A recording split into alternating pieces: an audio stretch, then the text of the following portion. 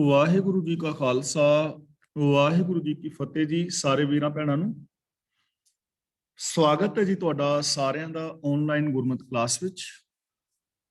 ਜਿਵੇਂ ਕਿ ਆਪ ਸਾਰਿਆਂ ਨੂੰ ਪਤਾ ਹੈ, ਅਸੀਂ ਕੁਝ ਦਿਨ ਤੋਂ ਬਾਬਾ ਫਰੀਦ ਜੀ ਦੇ ਸ਼ਲੋਕਾਂ ਦੀ ਵਿਚਾਰ ਸਾਂਝੀ ਕਰ ਰਹੇ ਹਾਂ ਔਰ ਜੀਵਨ ਜਾਚ ਸਿੱਖਣ ਦਾ ਯਤਨ ਕਰ ਰਹੇ ਹਾਂ। ਅੱਜ ਅਸੀਂ ਬਾਬਾ ਫਰੀਦ ਜੀ ਦੇ 112 ਨੰਬਰ ਸ਼ਲੋਕ ਤੋਂ ਵਿਚਾਰ ਆਰੰਭ ਕਰਾਂਗੇ। ਇਹ ਪਾਵਨ ਸ਼ਲੋਕ ਆਦਿ ਸ੍ਰੀ ਗੁਰੂ ਗ੍ਰੰਥ ਸਾਹਿਬ ਜੀ ਦੇ ਪਾਵਨ ਅੰਗ 1384 ਤੇ ਅੰਕਿਤ ਹੈ। ਪਹਿਲੇ ਪਹਿਰੇ ਫੁੱਲੜਾ ਫਲ ਪੀ ਪੱਛਾ ਰਾਤ, ਜੋ ਜਾਗਨ ਲਹਨ ਸੇ ਸਾਈਂ ਕੰਨੂ ਦਾਤ। ਪਹਿਲੇ ਪਹਿਰੇ ਫੁੱਲੜਾ, ਫੁੱਲੜਾ ਦਾ ਮਤਲਬ ਸੋਹਣਾ ਜਿਹਾ ਫੁੱਲ, ਪੱਛਾ ਰਾਤ ਦਾ ਮਤਲਬ ਪਿਛਲੀ ਰਾਤ, ਯਾਨੀ ਪ੍ਰਭਾਤ ਸਵੇਰ, ਤੇ ਜਿਸ ਨੂੰ ਅਸੀਂ ਅੰਮ੍ਰਿਤ ਵੇਲਾ ਵੀ ਕਹਿੰਦੇ ਆ। ਰਾਤ ਦਾ ਪਹਿਲਾ ਪਹਿਰ ਮਾਨੋ ਇੱਕ ਸੋਹਣਾ ਜਿਹਾ ਫੁੱਲ ਹੈ। ਫਲ ਪੀ ਪੱਛਾ ਰਾਤ, ਤੇ ਜੋ ਪਿਛਲੀ ਰਾਤ ਹੈ, ਫਲ ਜਿਹੜਾ ਹੈ ਉਹ ਵੀ ਸਾਨੂੰ ਇਹਦੇ ਵਿੱਚ ਹੀ ਪ੍ਰਾਪਤ ਹੁੰਦਾ ਹੈ। ਤਾਂ ਪਹਿਲੇ ਪਹਿਰ, ਪਹਿਲਾ ਪਹਿਰ ਮਾਨੋ ਫੁੱਲ ਹੈ ਔਰ ਪਿਛਲਾ ਪਹਿਰ ਮਾਨੋ ਫਲ ਹੈ। ਇਹਨੂੰ ਥੋੜਾ ਜਿਹਾ ਸਮਝਣਾ ਹੈ। ਅਸੀਂ ਕੋਈ ਵੀ ਬੀਜ ਬੀਜਦੇ ਹਾਂ ਤਾਂ ਬੀਜ ਜਿਹੜਾ ਹੈ ਪਹਿਲਾਂ ਅੰਕੁਰ ਰੂਪ ਵਿੱਚ ਫੁੱਟਦਾ ਹੈ, ਫਿਰ ਉਹ ਰੁੱਖ ਬਣਦਾ ਹੈ, ਫਿਰ ਉਸ ਨੂੰ ਫੁੱਲ ਲੱਗਦੇ ਨੇ ਔਰ ਫੁੱਲ ਤੋਂ ਉਹ ਫਲ ਤੱਕ ਪਹੁੰਚਦਾ ਹੈ। ਜੇ ਫੁੱਲ ਨਹੀਂ ਹੋਣਗੇ ਤੇ ਫਲ ਨਹੀਂ। ਹੁਣ ਫਲ ਲੈਣ ਵਾਸਤੇ ਸਾਨੂੰ ਸਬਰ ਕਰਨਾ ਪਵੇਗਾ। ਜੇ ਸਬਰ ਨਹੀਂ ਹੈ ਤਾਂ ਅਸੀਂ ਫਲ ਤੱਕ ਪਹੁੰਚ ਨਹੀਂ ਪਾਵਾਂਗੇ। ਤੇ ਜਦੋਂ ਫਲ ਲੱਗ ਜਾਣ ਉਦੋਂ ਫਿਰ ਫੁੱਲ ਖਤਮ ਆਟੋਮੈਟਿਕਲੀ ਹੋ ਜਾਂਦੇ ਨੇ। ਵਨਸਪਤੀ ਨੂੰ ਫੁੱਲ ਤਾਂ ਲੱਗਦੇ ਨੇ ਕਿ ਉਹਨੂੰ ਫਲ ਲੱਗ ਸਕਣ। ਜਦੋਂ ਫਲ ਲੱਗ ਜਾਣ ਤਾਂ ਫੁੱਲ ਖਤਮ ਹੋ ਜਾਂਦੇ ਨੇ। ਫਲ ਕਾਰਨ ਫੂਲ ਹੀ ਬਨ ਰਾਏ, ਫਲ ਲਾਗੇ ਤਾਂ ਫੂਲ ਬਿਲਾਏ। ਗਿਆਨੇ ਕਾਰਨ ਕਰਮ ਅਭਿਆਸ, ਗਿਆਨ ਭਇਆ ਤਹਿ ਕਰਮੈ ਨਾਸ। ਇਸੇ ਤਰ੍ਹਾਂ ਅਸੀਂ ਕੁਛ ਯਤਨ ਕਰਨੇ ਨੇ, ਸਾਡੀ ਜ਼ਿੰਦਗੀ ਦੇ ਅੰਦਰ ਗਿਆਨ ਪੈਦਾ ਹੋ ਜਾਏ। ਤੇ ਜਦੋਂ ਗਿਆਨ ਪੈਦਾ ਹੋ ਜਾਂਦਾ ਹੈ ਫਿਰ ਉਹ ਕਰਮ ਜਿਹੜਾ ਹੈ ਆਟੋਮੈਟਿਕਲੀ ਖਤਮ ਹੋ ਜਾਂਦਾ ਹੈ। ਜਿਵੇਂ ਅਸੀਂ ਕਾਰ ਡਰਾਈਵਿੰਗ ਸਿੱਖਦੇ ਹਾਂ ਤਾਂ ਕਾਰ ਡਰਾਈਵਿੰਗ ਸਿੱਖਣ ਲੱਗਿਆ ਸਾਨੂੰ ਯਤਨ ਕਰਨਾ ਪੈਂਦਾ ਹੈ। ਥਿਊਰੀ ਪੜ੍ਹੀ, ਉਸ ਤੋਂ ਬਾਅਦ ਅਸੀਂ ਪ੍ਰੈਕਟੀਕਲ ਕਰਨ ਵਾਸਤੇ ਲੈਸਨ ਲੈਂਦੇ ਹਾਂ ਤਾਂ ਕਿੰਨਾ ਯਤਨ ਕਰਨਾ ਪੈਂਦਾ ਹੈ। ਪਰ ਜਦੋਂ ਗਿਆਨ ਹੋ ਜਾਂਦਾ ਹੈ ਫਿਰ ਸਾਨੂੰ ਵੇਖਣਾ ਨਹੀਂ ਪੈਂਦਾ ਕਲੱਚ ਵਾਲੇ ਪਾਸੇ, ਬ੍ਰੇਕ ਵਾਲੇ ਪਾਸੇ ਜਾਂ ਕੁਛ ਵੀ, ਆਟੋਮੈਟਿਕਲੀ ਸਾਰਾ ਕੁਝ ਹੋ ਹੀ ਜਾਂਦਾ ਹੈ। ਤਾਂ ਬਾਬਾ ਫਰੀਦ ਜੀ ਕਹਿ ਰਹੇ ਨੇ ਕਿ ਜੋ ਪਹਿਲਾ ਪੈਰ ਹੈ ਮਾਨੋ ਫੁੱਲ ਹੈ ਔਰ ਜੋ ਪਿਛਲਾ ਪੈਰ ਹੈ ਉਹ ਮਾਨੋ ਫਲ ਹੈ। ਯਾਨੀ ਸਾਰੀ ਜ਼ਿੰਦਗੀ ਦੇ ਅੰਦਰ ਸਾਨੂੰ ਜਿਹੜਾ ਹੈ ਉਹ ਫਲ ਮਿਲੇਗਾ। ਤੇ ਉਹ ਫਲ ਕੀ? ਇਹ ਸੁੱਖਾਂ ਦਾ ਫਲ ਹੈ, ਗਿਆਨ ਦਾ ਫਲ ਹੈ, ਆਨੰਦ ਦਾ ਫਲ ਹੈ, ਆਤਮਿਕ ਜੀਵਨ ਦਾ, ਸ਼ਾਂਤੀ ਦਾ, ਇਨਸਾਨੀਅਤ ਦਾ, ਪ੍ਰਭੂ ਮਿਲਾਪ ਦਾ, ਰੱਬੀ ਗੁਣਾਂ ਦਾ। ਤੇ ਇਹ ਫਲ ਲੈਗਾ ਕੌਣ? ਜੋ ਜਾਗਨ ਲਹਨ ਸੇ ਸਾਈਂ ਕੰਨੂ ਦਾਤ। ਜਾਗਨ ਦੇ ਨੰਨੇ ਥੱਲੇ ਹਾਹਾ ਹੈ, ਇਹਨੂੰ ਥੋੜਾ ਜਿਹਾ ਭਾਰਾ ਕਰਕੇ ਬੁਲਾਣਾ ਹੈ। ਜਾਗਨ, ਜੋ ਜਾਗਨ, ਜੋ ਜਾਗਦੇ ਨੇ। ਲਹਨ ਦਾ ਮਤਲਬ ਲੈਂਦੇ ਨੇ, ਹਾਸਲ ਕਰ ਲੈਂਦੇ ਨੇ। ਇਹ ਸ਼ਬਦ ਸਾਈ ਲਿਖਿਆ ਨਾ, ਇਹਨੂੰ ਸਾਈ ਨਹੀਂ ਪੜਨਾ, ਸਾਈਂ ਪੜਨਾ ਹੈ। ਜੇ ਸਾਈ ਪੜਾਂਗੇ ਤਾਂ ਇਹਦਾ ਅਰਥ ਹੋ ਜਾਏਗਾ ਉਹ। ਸਾਈ ਦਾ ਮਤਲਬ ਉਹ, ਲੇਕਿਨ ਇੱਥੇ ਮਾਲਕ ਦੀ ਗੱਲ ਹੈ, ਇਸ ਕਰਕੇ ਇਹਦਾ ਉਚਾਰਨ ਹੋਏਗਾ ਸਾਈਂ। ਕੰਨੋਂ ਦਾ ਮਤਲਬ ਕੋਲੋਂ, ਦਾਤ ਦਾ ਮਤਲਬ ਦਾਤ। ਜੋ ਜਾਗਦੇ ਨੇ ਉਹ ਪ੍ਰਭੂ ਦੀ ਬਖਸ਼ਿਸ਼ ਹਾਸਲ ਕਰ ਲੈਂਦੇ ਨੇ। ਹੁਣ ਇਹ ਸਾਰੇ ਸ਼ਲੋਕ ਦੇ ਅੰਦਰ ਗੱਲ ਹੈ ਜਾਗਣ ਦੀ। ਜੋ ਜਾਗ ਰਹੇ ਨੇ ਉਹ ਦਾਤ ਹਾਸਲ ਕਰ ਲੈਂਦੇ ਨੇ, ਤੇ ਜਿਹੜੇ ਸੁੱਤੇ ਰਹਿੰਦੇ ਨੇ ਉਹ ਉਸ ਦਾਤ ਤੋਂ ਵਾਂਝੇ ਰਹਿ ਜਾਂਦੇ ਨੇ। ਹੁਣ ਇੱਥੇ ਜਾਗਣ ਦਾ ਮਤਲਬ ਇਹ ਨਹੀਂ ਕਿ ਸਾਰੀ ਰਾਤ ਜਾਗਦੇ ਰਹਿਣਾ ਹੈ। ਇਸ ਨੀਂਦ ਦੀ ਔਰ ਇਸ ਜਾਗ ਦੀ ਗੱਲ ਨਹੀਂ ਹੈ।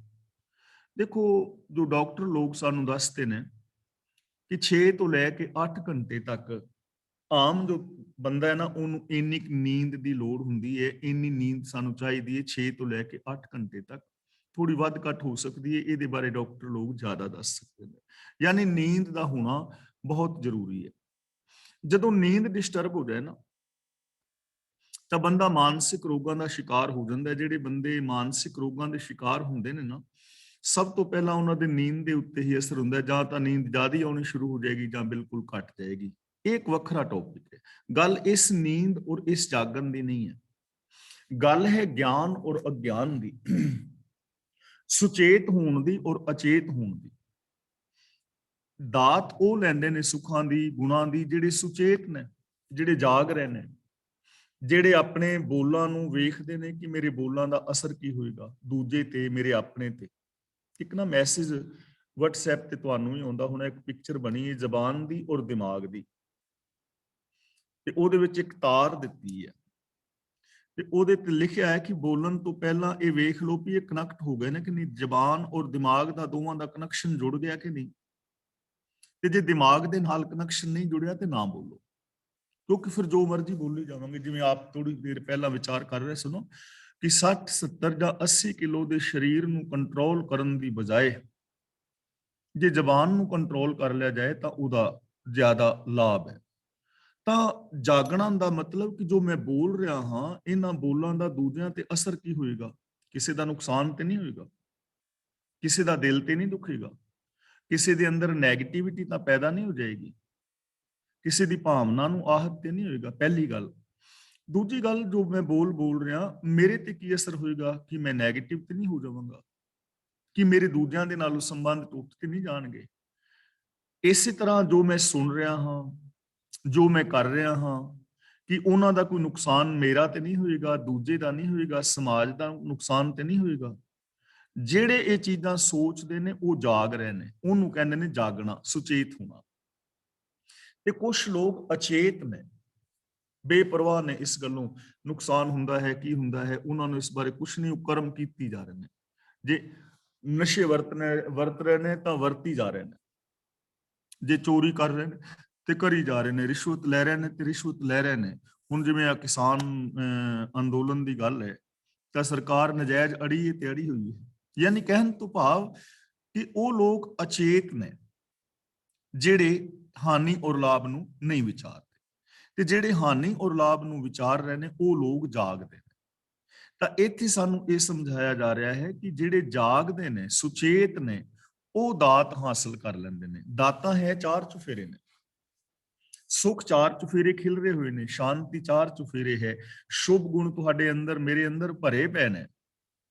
ਪਰ ਜਿਹੜੇ ਜਾਗਦੇ ਨੇ ਉਹ ਇਹਨਾਂ ਨੂੰ ਵਰਤ ਲੈਂਦੇ ਨੇ, ਤੇ ਜਿਹੜੇ ਅਚੇਤ ਨੇ ਉਹ ਇਹਨਾਂ ਤੋਂ ਵਾਂਝੇ ਰਹਿ ਜਾਂਦੇ ਨੇ। ਇਸ ਲਈ ਸ਼ੁਰੂ ਤੋਂ ਲੈ ਕੇ ਅਖੀਰ ਤੱਕ, ਪਹਿਲੇ ਪਹਿਰੇ ਤੋਂ ਲੈ ਕੇ ਪੱਛਾ ਰਾਤ, ਯਾਨੀ ਜ਼ਿੰਦਗੀ ਦੀ ਸ਼ੁਰੂ ਤੋਂ ਲੈ ਕੇ ਅਖੀਰ ਤੱਕ ਜੋ ਜਾਗਦੇ ਨੇ ਉਹ ਦਾਤ ਹਾਸਲ ਕਰ ਲੈਂਦੇ ਨੇ, ਤੇ ਜਿਹੜੇ ਅਚੇਤ ਰਹਿੰਦੇ ਨੇ ਉਹ ਸੁੱਖਾਂ ਤੋਂ, ਆਨੰਦ ਤੋਂ, ਖੇੜੇ ਤੋਂ, ਪ੍ਰਸੰਨਤਾ ਤੋਂ ਵਾਂਝੇ ਰਹਿ ਜਾਂਦੇ। ਤੇ ਆਮ ਜ਼ਿੰਦਗੀ ਦੇ ਅੰਦਰ ਵੀ ਜੋ ਜਾਗ ਰਹੇ ਨੇ, ਜੇ ਅਸੀਂ ਇੱਕ ਬੱਚੇ ਦੀ ਗੱਲ ਕਰੀਏ, ਉਹਨੂੰ ਅਸੀਂ ਸਕੂਲ ਵਿੱਚ ਭੇਜਦੇ ਹਾਂ, ਉਹ ਬੱਚਾ ਸੁਚੇਤ ਹੈ, ਆਪਣੀ ਸਾਫ਼ ਸਫਾਈ ਰੱਖਦਾ ਹੈ, ਮਾਂ-ਬਾਪ ਦਾ ਆਦਰ ਸਤਿਕਾਰ ਕਰਦਾ ਹੈ, ਟੀਚਰ ਦੀ ਗੱਲ ਧਿਆਨ ਨਾਲ ਸੁਣਦਾ ਹੈ, ਹੋਮਵਰਕ ਕਰਦਾ ਹੈ, ਮਿਹਨਤ ਕਰਦਾ ਹੈ, ਸੁਚੇਤ ਹੈ, ਉਹ ਪਾਸ ਹੁੰਦਾ, ਡਾਕਟਰ, ਇੰਜੀਨੀਅਰ ਬਣ ਜਾਂਦਾ ਹੈ, ਵਿਗਿਆਨਿਕ ਬਣ ਜਾਂਦਾ ਹੈ, ਸਾਇੰਟਿਸਟ ਹੋ ਜਾਂਦਾ ਹੈ, ਮਹਾਨ ਹੋ ਜਾਂਦਾ ਹੈ। ਤੇ ਇੱਕ ਦੂਜਾ ਨਾਲ ਦਾ ਬੱਚਾ ਅਚੇਤ ਹੈ, ਉਹ ਸੁਚੇਤ ਨਹੀਂ ਹੈ, ਉਹ ਹੋਮਵਰਕ ਨਹੀਂ ਕਰਦਾ, ਕਦੇ ਕਿਸੇ ਨਾਲ ਲੜ ਪੈਂਦਾ ਹੈ, ਕਦੇ ਸਕੂਲ ਨਹੀਂ ਜਾਂਦਾ, ਤੇ ਫਿਰ ਕੀ ਹੁੰਦਾ ਹੈ, ਆਖਿਰ ਫੇਲ ਹੋ ਜਾਂਦਾ ਹੈ। ਇਸੇ ਤਰ੍ਹਾਂ ਸਾਡੇ ਘਰ ਦੇ ਰਿਸ਼ਤੇ, ਪਰਿਵਾਰ ਨੇ, ਸੱਜਣ ਮਿੱਤਰ ਨੇ, ਨਾਨਕੇ ਦਾਦਕੇ ਨੇ, ਸਮਾਜ ਹੈ, ਜਿਹੜੇ ਲੋਕ ਸੁਚੇਤ ਰਹਿੰਦੇ ਨੇ ਉਹ ਇਹਨਾਂ ਚੀਜ਼ਾਂ ਨੂੰ ਬਹੁਤ ਚੰਗੀ ਤਰ੍ਹਾਂ ਮੈਨੇਜ ਕਰ ਲੈਂਦੇ ਨੇ, ਸੰਭਾਲ ਲੈਂਦੇ ਨੇ, ਉਹ ਸੁਖੀ ਰਹਿੰਦੇ ਨੇ। ਤੇ ਜਿਹੜੇ ਅਚੇਤ ਨੇ ਉਹ ਇਹਨਾਂ ਦਾਤਾਂ ਤੋਂ ਵਾਂਝੇ ਰਹਿ ਜਾਂਦੇ। ਅਗਲਾ ਬਚਨ ਕਰਦੇ ਨੇ, ਦਾਤੀ ਸਾਹਿਬ ਸੰਧੀਆਂ ਕਿਆ ਚੱਲੇ ਤਿਸ ਨਾਲ। ਇਹਨੂੰ ਦਾਤੀ ਨਹੀਂ ਪੜਨਾ, ਦਾਤੀ ਬਹੁਵਚਨੀ ਸ਼ਬਦ ਹੈ, ਦਾਤਾਂ ਤੋਂ ਦਾਤੀ। ਸੰਧੀਆ ਨਹੀਂ ਪੜਨਾ, ਸੰਧੀਆਂ ਬਹੁਵਚਨੀ ਸ਼ਬਦ ਹੈ।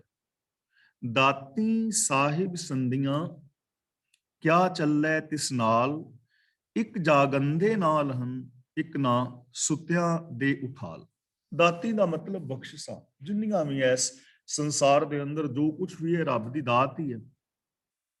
चाहे वो धरती है, सूरज है, चंद्रमा है, आकाश है, ग्रह नक्षत्र ने, तारे स्यारे सितारे ने, खंड मंडल ब्रह्मांड ने, पौन पानी बैसंतर है, नदियां नाले दरिया ने, झीलां ने, झरने ने, पशु पंछी ने, मनुख मात्र ने, ਜਾਂ ਸਾਡੀ ਆ ਜੋ ਕੁਝ ਵੀ ਇਸ ਦੁਨੀਆ 'ਚ ਵੇਖ ਰਿਹਾ ਦਾਤ ਹੀ ਤੇ ਹੈ।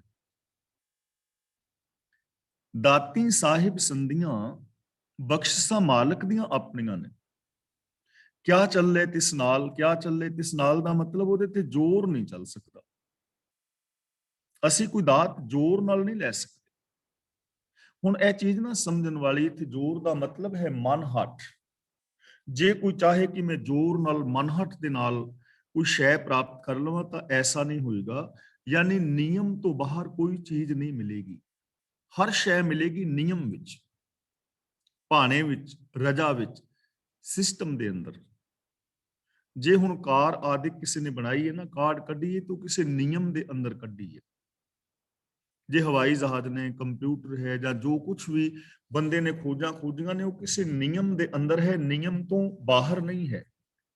ਜੇ ਹੁਣ ਮੈਂ ਚਾਹਾਂ ਕਿ ਮੈਂ ਸਵਾਸ ਲੈਣ ਤੋਂ ਬਿਨਾਂ ਜਿੰਦਾ ਰਹਿ ਸਕਾਂ ਤਾਂ ਐਸਾ ਤਾਂ ਨਹੀਂ ਹੋ ਸਕੇਗਾ। ਜੀਵਨ ਹੈ ਨਾ, ਹਵਾ ਹੈ, ਆਕਸੀਜਨ ਵਗੈਰਾ ਰੱਬ ਦੀ ਦਾਤ ਹੈ।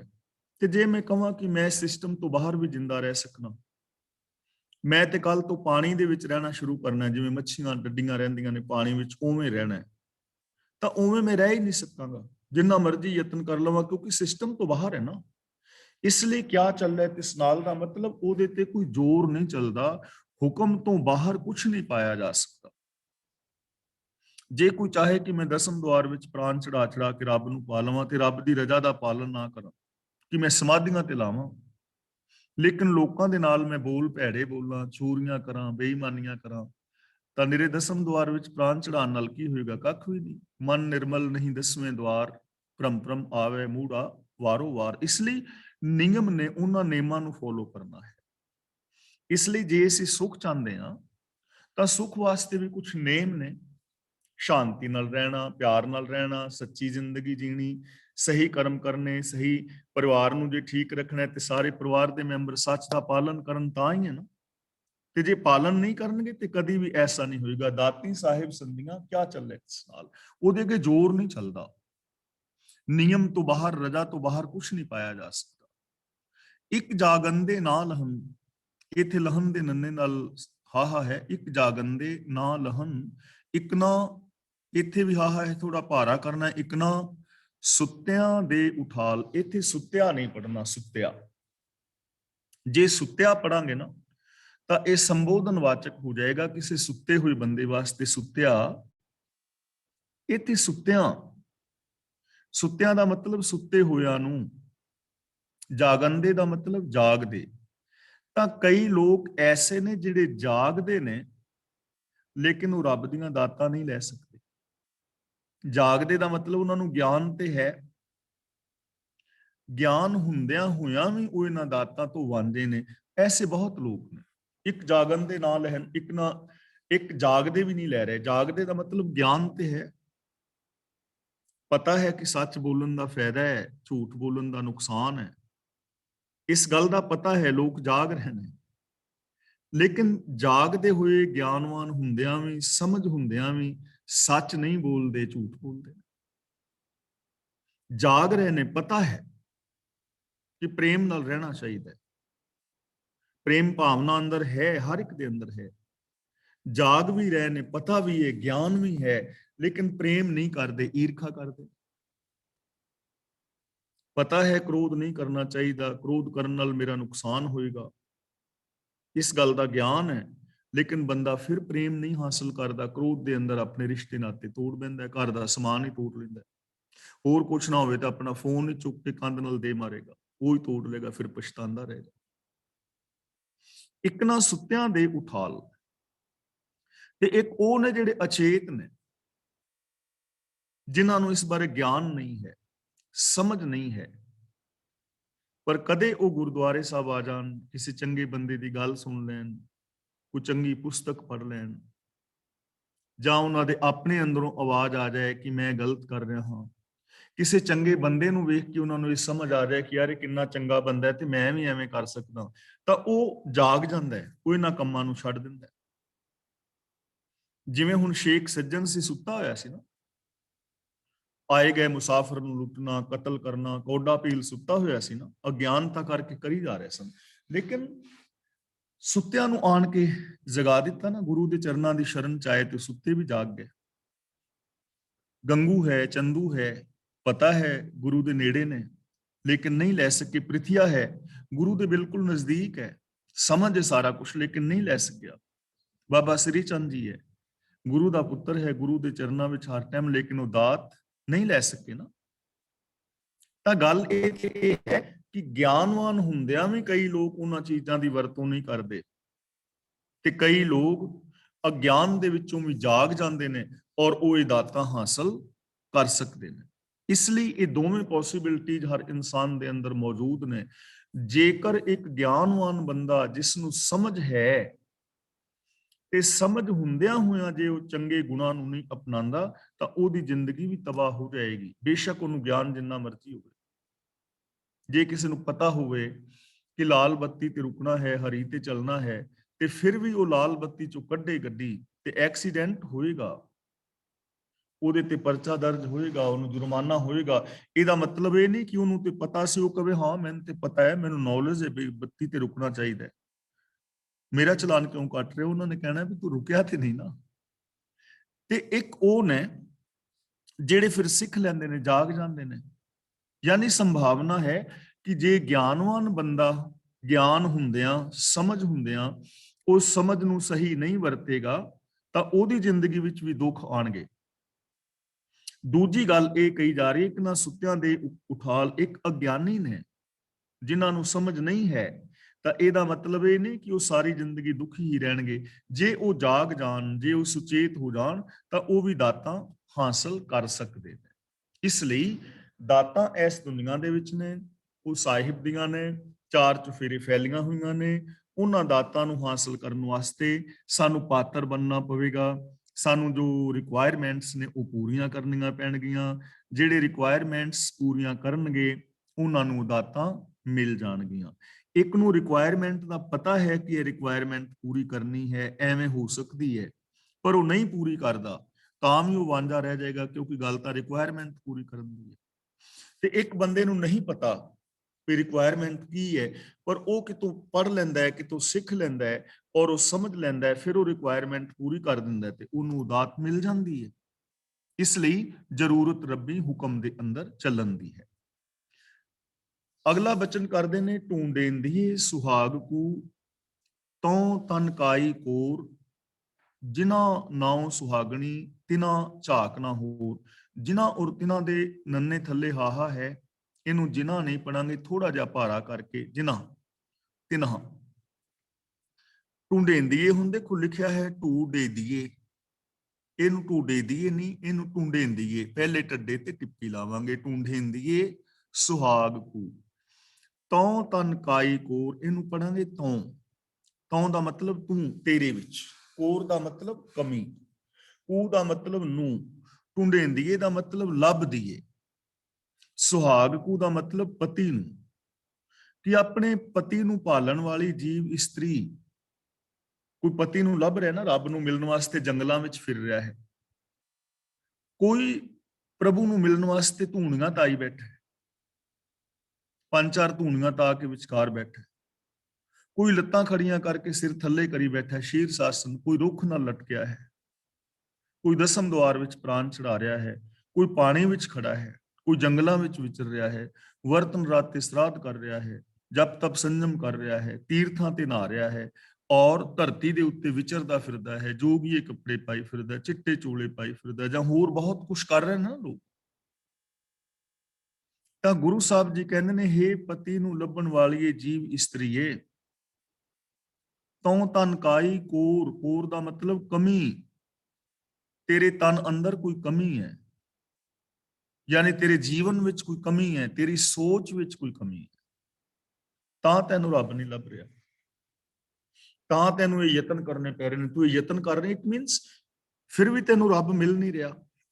ਦੇਖੋ ਅਸੀਂ ਇਸ ਜ਼ਿੰਦਗੀ ਵੱਲ ਝਾਤ ਮਾਰੀਏ, 4300 ਧਰਮ ਨੇ ਦੁਨੀਆ ਵਿੱਚ, ਤੇ ਹਰ ਧਰਮ ਦਾ ਬੰਦਾ ਆਪੋ ਆਪਣੇ ਧਰਮਾਂ ਮੁਤਾਬਕ ਆਪਣੇ ਆਪਣੇ ਧਰਮਾਂ ਦੇ ਮਿੱਥੇ ਹੋਏ ਕਰਮ ਕਰ ਰਿਹਾ ਹੈ, ਜਿਨ੍ਹਾਂ ਵਿੱਚ ਅਸੀਂ ਵੀ ਸਾਰੇ ਸ਼ਾਮਲ ਹਾਂ।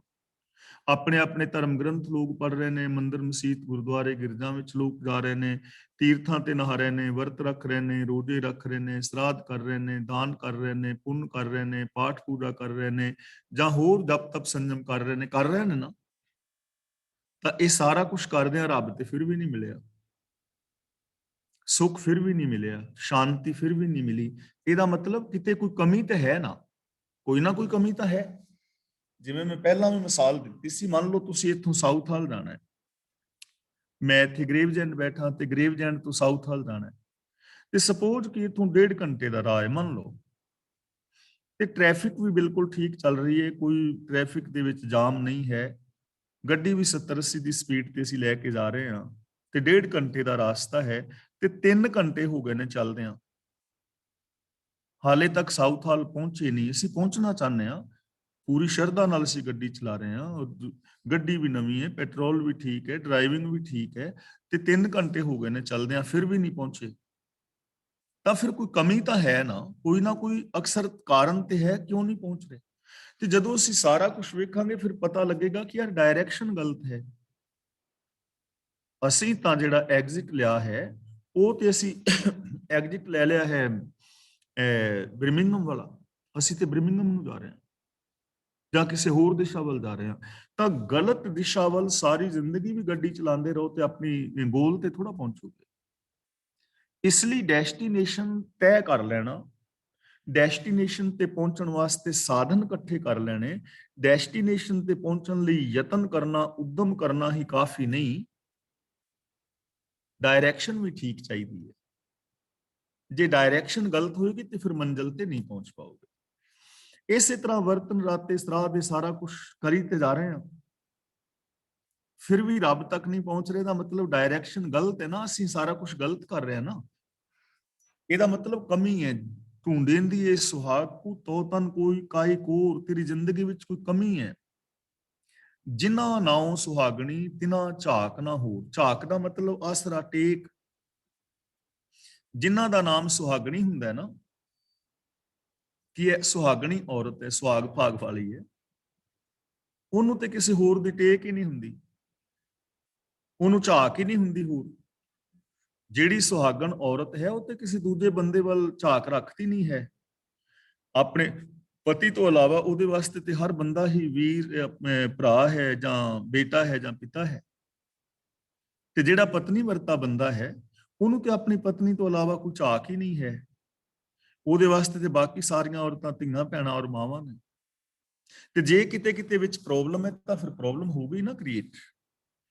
ਤਾਂ ਇੱਥੇ ਸਾਨੂੰ ਇਹ ਸਮਝਾਇਆ ਜਾ ਰਿਹਾ ਹੈ ਕਿ ਜਿਨ੍ਹਾਂ ਦਾ ਨਾਮ ਸੁਹਾਗਣੀ ਹੈ, ਉਹਨਾਂ ਨੂੰ ਹੋਰ ਕੋਈ ਝਾਕ ਨਹੀਂ ਹੁੰਦੀ ਕਰਮ ਕਾਂਡਾਂ ਦੀ, ਕਿ ਉਹ ਜੰਗਲਾਂ ਵਿੱਚ ਫਿਰਨ, ਕਿ ਉਹ ਸਮਾਧੀਆਂ ਲਾਣ, ਕਿ ਉਹ ਵਿਖਾਵੇ ਦੇ ਪਾਠ ਪੂਜਾ ਕਰਨ, ਕਿ ਉਹ ਪਹਿਨਾਵੇ ਪਹਿਨਣ, ਜਾਂ ਉਹ ਜਪ ਤਪ ਸੰਜਮ ਕਰਨ, ਜਾਂ ਉਹ ਸਮਾਧੀਆਂ ਲਾਣ, ਜਾਂ ਉਹ ਅੱਗ ਦੀਆਂ ਧੂਣੀਆਂ ਤਾਣ।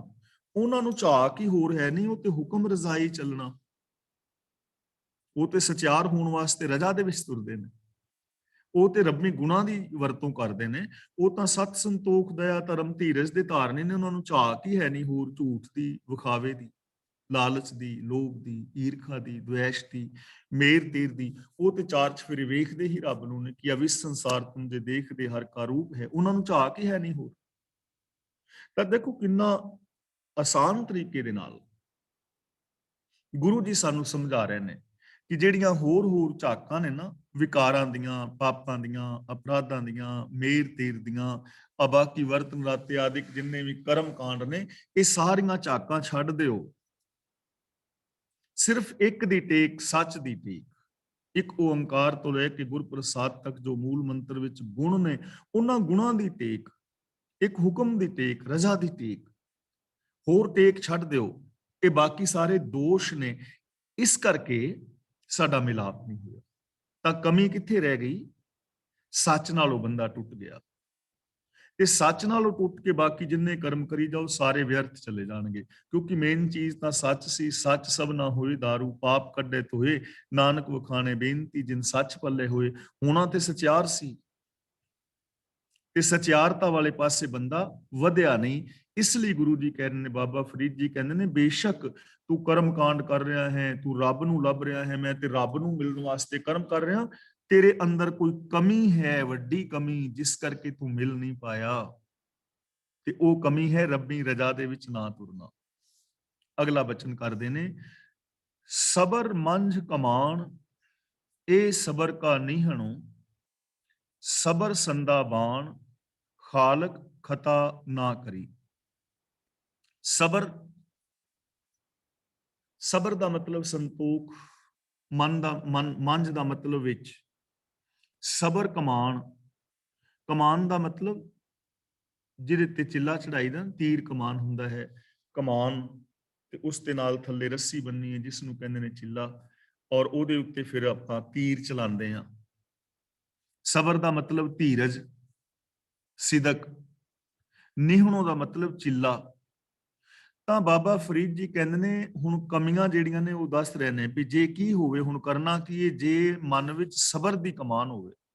ਹੁਣ ਅਸੀਂ ਨਿਸ਼ਾਨੇ ਤੇ ਤੀਰ ਮਾਰਨਾ ਹੈ, ਜੇ ਸਾਡੇ ਕੋਲ ਤੀਰ ਤੇ ਹੋਏ ਪਰ ਕਮਾਨ ਨਾ ਹੋਵੇ ਤਾਂ ਵੀ ਤੀਰ ਨਹੀਂ ਚੱਲੇਗਾ, ਤੇ ਜੇ ਕਮਾਨ ਵੀ ਹੋਵੇ, ਤੀਰ ਵੀ ਹੋਵੇ ਤੇ ਚਿੱਲਾ ਨਾ ਹੋਵੇ, ਉਹ ਡੋਰ ਨਾ ਵੱਜੀ ਹੋਵੇ ਤਾਂ ਵੀ ਤੀਰ ਨਹੀਂ ਚੱਲੇਗਾ। ਇਸ ਲਈ ਬਾਬਾ ਫਰੀਦ ਜੀ ਕਹਿੰਦੇ ਨੇ ਜੇ ਮਨ ਦੇ ਅੰਦਰ ਸਬਰ ਦੀ ਕਮਾਨ ਹੋਵੇ, ਯਾਨੀ ਤੇਰੇ ਮਨ ਵਿੱਚ ਧੀਰਜ ਹੋਵੇ ਔਰ ਸਬਰ ਦਾ ਹੀ ਕਮਾਨ ਹੋਵੇ, ਸਬਰ ਦਾ ਹੀ ਚਿੱਲਾ ਹੋਵੇ, ਸਬਰ ਸੰਦਾ ਬਾਣ, ਜੇ ਸਬਰ ਦਾ ਹੀ ਤੀਰ ਹੋਵੇ, ਖਾਲਕ ਖਤਾ ਨਾ ਕਰੀ। ਖਤਾ ਦਾ ਮਤਲਬ ਖਾਲੀ, ਵਿਅਰਥ ਜਾਣਾ, ਨਾ ਕਰੀ ਦਾ ਮਤਲਬ ਨਹੀਂ ਕਰੇਗਾ। ਤਾਂ ਸਬਰ ਦਾ ਤੀਰ ਹੋਵੇ ਤਾਂ ਪ੍ਰਭੂ ਇਹਦਾ ਨਿਸ਼ਾਨਾ ਖੁੰਝਣ ਨਹੀਂ ਦੇਵੇਗਾ, ਤੇਰਾ ਨਿਸ਼ਾਨਾ ਬਿਲਕੁਲ ਸਹੀ ਟਿਕਾਣੇ ਤੇ ਲੱਗੇਗਾ ਜੇ ਤੇਰੀ ਜ਼ਿੰਦਗੀ ਅੰਦਰ ਸਬਰ ਹੋਵੇ, ਮਨ, ਬਚਨ ਔਰ ਕਰਮ ਕਰਕੇ। ਜੇ ਜ਼ਿੰਦਗੀ ਅੰਦਰ ਸਬਰ ਨਹੀਂ ਹੈ ਤਾਂ ਫਿਰ ਕੁਝ ਪ੍ਰਾਪਤੀ ਕਰਨੀ ਔਖੀ ਹੋ ਜਾਏਗੀ। ਅਸੀਂ ਨਿੱਕੇ ਨਿੱਕੇ ਇੰਡੀਆ ਵਿੱਚ ਹੁੰਦੇ ਸਨ ਤੇ ਉੱਥੇ ਅੰਬੀਆਂ ਵੇਚਣ ਵਾਲੇ ਭਾਈ ਨੇ ਆਉਣਾ, ਟੋਕਰੀ ਸਾਈਕਲ ਪਿੱਛੇ ਧਰੀ, ਤੇ ਘਰਦਿਆਂ ਨੂੰ ਅਸੀਂ ਕਹਿਣਾ ਵੀ ਅਸੀਂ ਵੀ ਅੰਬ ਲੈਣੇ, ਤੇ ਘਰ ਦੇ ਨਾ ਦਾਣੇ ਪਾ ਦਿੰਦੇ ਸਨ ਥੋੜੇ ਜਿਹੇ ਝੋਲੀ ਵਿੱਚ, ਤੇ ਉਹ ਭਾਈ ਨੇ ਅੱਧੇ ਦਾਣੇ ਰੱਖ ਲੈਣੇ ਤੇ ਅੱਧਿਆਂ ਦੇ ਨਾਲ ਅੰਬ ਤੋਲ ਕੇ ਦੇ ਦੇਣਾ। ਫਿਰ ਉਹ ਅੰਬ ਭਾਵੇਂ ਖੱਟਾ ਹੁੰਦਾ ਸੀ ਜਾਂ ਮਿੱਠਾ ਜਾਂ ਖੱਟਾ ਮਿੱਠਾ ਜਿਵੇਂ ਦਾ ਮਰਜ਼ੀ ਹੁੰਦਾ ਸੀ, ਫਿਰ ਅੰਬ ਨਾਲ ਜੋ ਕੁਝ ਅਸੀਂ ਕਰਦੇ ਸਾਂ ਉਹ ਤੁਹਾਨੂੰ ਭੁੱਲਿਆ ਨਹੀਂ ਹੋਣਾ ਜੇ ਤੁਸੀਂ ਕਰਦੇ ਰਹੇ। ਮੈਨੂੰ ਤੇ ਆਪਣਾ ਯਾਦ ਹੈ, ਅੰਬ ਦੀ ਗਿਟਕ ਨੂੰ ਜਿਹੜੇ ਵਾਲ ਸਨ ਨਾ ਉਹ ਵੀ ਖਿੱਚ ਖਿੱਚ ਕੇ ਖਾ ਜਾਈਦੇ ਸਨ, ਬੱਚੇ ਹੁੰਦੇ ਸਨ। ਅੰਬ ਦੀ ਗਿਟਕ ਨਾਲ ਜੋ ਅਸੀਂ ਬਣਾਉਂਦੇ ਸਾਂ ਸਾਨੂੰ ਪਤਾ, ਫਿਰ ਜੀ ਕਰਦਾ ਸੀ ਵੀ ਅੰਬ ਦੀ ਗਿਟਕ ਅਸੀਂ ਬੀਜ ਦਈਏ ਤੇ ਇਹਦੇ ਤੋਂ ਰੁੱਖ ਉੱਗੇਗਾ ਤੇ ਫਿਰ ਸਾਡੇ ਅੰਬ ਘਰ ਹੋ ਜਾਣਗੇ, ਆਪਣੇ ਅੰਬ ਖਾਵਾਂ ਕਰਾਂਗੇ, ਵਾਧੂ ਸਾਰੇ ਖਾਵਾਂਗੇ। ਤੇ ਉਹ ਅੰਬ ਬੀਜ ਦਈਦਾ ਸੀ। ਹੁਣ ਸ਼ਾਮ ਨੂੰ ਅੰਬ ਬੀਜਣਾ ਤੇ ਸਵੇਰੇ ਮਾਂ ਨੇ ਕਹਿਣਾ ਵੀ ਉੱਠ ਪੁੱਤਰ ਸਕੂਲ ਜਾ, ਤੇ ਅੱਖਾਂ ਮਲਦੇ ਮਲਦੇ ਨਾ ਨਹਾਉਣ ਤੋਂ ਪਹਿਲਾਂ ਜਾ ਕੇ ਅੰਬ ਦੀ ਗਿਟਕ ਤੋਂ ਮਿੱਟੀ ਪੁੱਟ ਕੇ ਵੇਖੀਦੀ ਸੀ ਵੀ ਉੱਗਿਆ ਕਿ ਨਹੀਂ ਉੱਗਿਆ। ਉੱਗਿਆ ਨਹੀਂ ਸੀ ਹੁੰਦਾ, ਫਿਰ ਮਿੱਟੀ ਪਾ ਦੇਣੀ।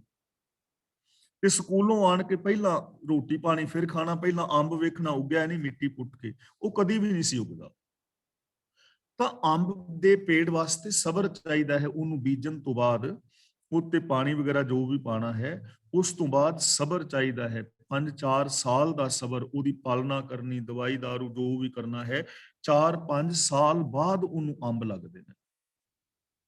ਜੇ ਕਿਸੇ ਨੇ ਡਾਕਟਰ ਬਣਨਾ ਹੈ ਤਾਂ ਉਹਨੂੰ 20-22 ਸਾਲ ਪੜ੍ਹਨ ਵਾਸਤੇ ਚਾਹੀਦੇ ਨੇ, 12-14 ਸਾਲ ਤਾਂ ਉਹਨੂੰ MSc ਕਰਨ ਵਾਸਤੇ ਚਾਹੀਦਾ, ਜਾਂ ਜੋ ਵੀ ਉਹਨੇ ਸਾਇੰਸ ਵਗੈਰਾ ਪੜ੍ਹਨੀ ਹੈ। ਫਿਰ MBBS ਕਰਨਾ ਹੈ, MD ਕਰਨਾ ਹੈ, MS ਕਰਨਾ, ਜੋ ਵੀ ਸਮਾਂ ਲੱਗੇਗਾ ਨਾ ਇੰਜੀਨੀਅਰ ਬਣਨ ਲਈ, ਡਾਕਟਰ ਬਣਨ ਲਈ। ਜੇ ਤੁਸੀਂ ਮਕਾਨ ਵੀ ਬਣਾਉਣਾ ਹੈ ਤਾਂ ਮਕਾਨ ਅੱਜ ਇੱਟਾਂ ਸਟਾ ਲਓ, ਤੇ ਜੇ ਕੋ ਵੀ ਸਵੇਰੇ ਮਕਾਨ ਬਣ ਜਾਏ ਤਾਂ ਸਵੇਰੇ ਤੇ ਨਹੀਂ ਨਾ ਬਣਨਾ, ਜ਼ਿਆਦਾ ਵੀ ਘੱਟ ਤੋਂ ਘੱਟ ਵੀ 3-4 ਮਹੀਨੇ ਤਾਂ ਟਾਈਮ ਲੱਗੇਗਾ ਨਾ, ਸਬਰ ਕਰਨਾ ਪਵੇਗਾ। ਤੇ ਜੇ ਸਬਰ ਹੀ ਨਹੀਂ ਹੈ ਤਾਂ ਜ਼ਿੰਦਗੀ ਵਿੱਚ ਕੁਝ ਹਾਸਲ ਨਹੀਂ ਹੋਵੇਗਾ। ਇਸ ਲਈ ਗੁਰੂ ਜੀ ਕਹਿੰਦੇ ਨੇ ਸੱਚ ਦੇ ਰਾਹਾਂ ਦੇ ਉੱਤੇ ਸਬਰ ਦੇ ਨਾਲ ਤੁਰੋ, ਰੱਬੀ ਗੁਣਾਂ ਦੇ ਧਾਰਨ ਹੋ ਕੇ ਸਬਰ ਕਰੋ, ਇਹਦਾ ਫਲ ਮਿੱਠਾ ਨਿਕਲੇਗਾ, ਤੁਸੀਂ ਆਪਣੇ ਨਿਸ਼ਾਨੇ ਤੇ ਪਹੁੰਚੋਗੇ, ਤੁਹਾਡਾ ਤੀਰ ਐਨ ਨਿਸ਼ਾਨੇ ਤੇ ਲੱਗੇਗਾ। ਸਹੀ ਡਾਇਰੈਕਸ਼ਨ ਤੇ ਸਬਰ ਦੇ ਨਾਲ ਤੁਰੇ ਜਾਓ। ਇੱਕ ਨਾ ਰਹੀਮ ਜੀ ਦਾ ਦੋਹਾ ਹੈ, ਬਾਣੀ ਤੋਂ ਬਾਹਰ ਦਾ ਹੈ, ਬਾਣੀ ਵਿੱਚ ਨਹੀਂ ਹੈ। ਉਹ ਕਹਿੰਦਾ ਧੀਰੇ ਧੀਰੇ ਰੇ ਮਨਾ ਧੀਰੇ ਸਭ ਕੁਛ ਹੋਏ, ਮਾਲੀ ਸਿੰਚੈ 100 ਘੜਾ ਰਿਤੂ ਆਵੇ ਫਲ ਹੋਏ, ਕਿ ਧੀਰੇ ਧੀਰੇ ਜੇ ਧੀਰਜ ਦੇ ਨਾਲ ਕਰੋਗੇ ਸਭ ਕੁਝ ਮਿਲ ਜਾਏਗਾ। ਮਾਲੀ ਭਾਵੇਂ ਸੈਂਕੜੇ ਘੜੇ ਪਾਣੀ ਪਾਉਂਦਾ ਹੈ ਫਸਲਾਂ ਨੂੰ, ਪਰ ਪਾਣੀ ਪਾਉਂਦਿਆਂ ਫਲ ਨਹੀਂ, ਫਲ ਉਦੋਂ ਹੀ ਲੱਗਦਾ ਜਦੋਂ ਰੁੱਤ ਆਉਂਦੀ ਹੈ। ਇਸ ਲਈ ਜ਼ਿੰਦਗੀ ਵਿੱਚ ਸਬਰ ਚਾਹੀਦਾ ਹੈ। ਤੇ ਅਸੀਂ ਆਪਣੇ ਜੀਵਨ ਵੱਲ ਵੇਖੀਏ ਕਿ ਆਮ ਬੰਦੇ ਦੀ ਜ਼ਿੰਦਗੀ ਵਿੱਚ ਸਬਰ ਨਹੀਂ ਹੈ। ਕੋਈ ਸਾਡੇ ਨਾਲ ਗੱਲ ਕਰਦਾ ਹੈ ਨਾ, ਤੇ ਸਾਡੇ ਵਿੱਚ ਇੰਨਾ ਸਬਰ ਨਹੀਂ ਕਿ ਅਸੀਂ ਉਹਦੀ ਗੱਲ ਪੂਰੀ ਸੁਣ ਸਕੀਏ, ਅਸੀਂ ਵਿੱਚ ਹੀ ਬੋਲਣਾ ਸ਼ੁਰੂ ਕਰ ਦਿੰਦੇ ਹਾਂ। ਸਾਡੇ ਵਿੱਚ ਇੰਨਾ ਸਬਰ ਨਹੀਂ ਕਿ ਪਹਿਲਾਂ ਅਗਲੇ ਦੀ ਗੱਲ ਨੂੰ ਚੰਗੀ ਤਰ੍ਹਾਂ ਸਮਝ ਕੇ ਟੂ ਦੀ ਪੁਆਇੰਟ ਉਹਦਾ ਉੱਤਰ ਦਈਏ, ਅਸੀਂ ਬਿਨਾਂ ਸਮਝਣ ਤੋਂ ਹੀ ਬੋਲ ਪੈਂਦੇ ਹਾਂ। ਘਰਾਂ ਦੇ ਵਿੱਚ ਇੰਨਾ ਸਬਰ ਨਹੀਂ ਕਿ ਜੇ ਮਾਂ ਪਿਓ ਨੇ ਬੱਚੇ ਨੂੰ ਕੁਝ ਕਹਿ ਦਿੱਤਾ ਤੇ ਬੱਚਾ ਸਬਰ ਦੇ ਨਾਲ ਸੁਣ ਲਵੇ ਤੇ ਸਬਰ ਕਰੇ, ਉਹ ਨਾਲ ਦੇ ਨਾਲ ਪਟਾਕ ਪਟਾਕ ਜਵਾਬ ਦੇਵੇਗਾ। ਨੂੰਹ ਦੇ ਵਿੱਚ ਸਬਰ ਨਹੀਂ, ਸੱਸ ਵਿੱਚ ਸਬਰ ਨਹੀਂ, ਪਤੀ ਵਿੱਚ ਸਬਰ ਨਹੀਂ, ਪਤਨੀ ਵਿੱਚ ਸਬਰ ਨਹੀਂ, ਭਰਾਵਾਂ ਵਿੱਚ ਸਬਰ ਨਹੀਂ। ਤੇ ਜੇ ਸਬਰ ਨਹੀਂ ਰਿਹਾ, ਰਿਸ਼ਤੇ ਵੀ ਨਹੀਂ ਰਹੇ, ਪਰਿਵਾਰ ਵੀ ਬਿਖਰ ਗਏ, ਮਿੱਤਰਤਾ ਵੀ ਟੁੱਟ ਗਈਆਂ, ਇਨਸਾਨੀਅਤ ਵਿੱਚ ਵੀ ਦਰਾਰਾਂ ਪੈ ਗਈਆਂ। ਤੇ ਜੇ ਸਬਰ ਨਹੀਂ ਤਾਂ ਅਸੀਂ ਮਾਨਸਿਕ ਰੋਗਾਂ ਦੇ ਸ਼ਿਕਾਰ ਵੀ ਹੋ ਗਏ। ਤਾਂ ਬਾਬਾ ਫਰੀਦ ਜੀ ਸਾਨੂੰ ਸਮਝਾ ਰਹੇ ਨੇ, ਸਬਰ ਜ਼ਿੰਦਗੀ ਦੇ ਅੰਦਰ ਇੱਕ ਬਹੁਤ ਵੱਡਾ ਗੁਣ ਹੈ। ਜੇ ਤੁਸੀਂ ਸਬਰ ਦੇ ਨਾਲ ਸੱਚ ਦੇ ਰਾਹਾਂ ਤੇ ਤੁਰੋਗੇ ਤਾਂ ਰੱਬ ਤੁਹਾਡੇ ਨਿਸ਼ਾਨੇ ਨੂੰ ਖੁੰਝਣ ਨਹੀਂ ਦੇਵੇਗਾ। ਤੁਹਾਡਾ ਤੀਰ ਐਨ ਟਿਕਾਣੇ ਤੇ ਨਿਸ਼ਾਨੇ ਤੇ ਲੱਗੇਗਾ, ਤੁਸੀਂ ਆਪਣੀ ਮੰਜ਼ਿਲ ਤੇ ਪਹੁੰਚ ਜਾਓਗੇ। ਸਬਰ ਅੰਦਰ ਸਾਬਰੀ ਤਨ ਏਵੇਂ ਜਾਲੇਨ। ਸਬਰ ਅੰਦਰ ਸਾਬਰੀ, ਸਾਬਰੀ ਦਾ ਮਤਲਬ ਸਬਰ ਵਾਲੇ, ਜੋ ਸਬਰ ਕਰਦੇ ਨੇ। ਏਵੇਂ ਦਾ ਮਤਲਬ ਇਸੇ ਤਰ੍ਹਾਂ, ਸਬਰ ਵਿੱਚ।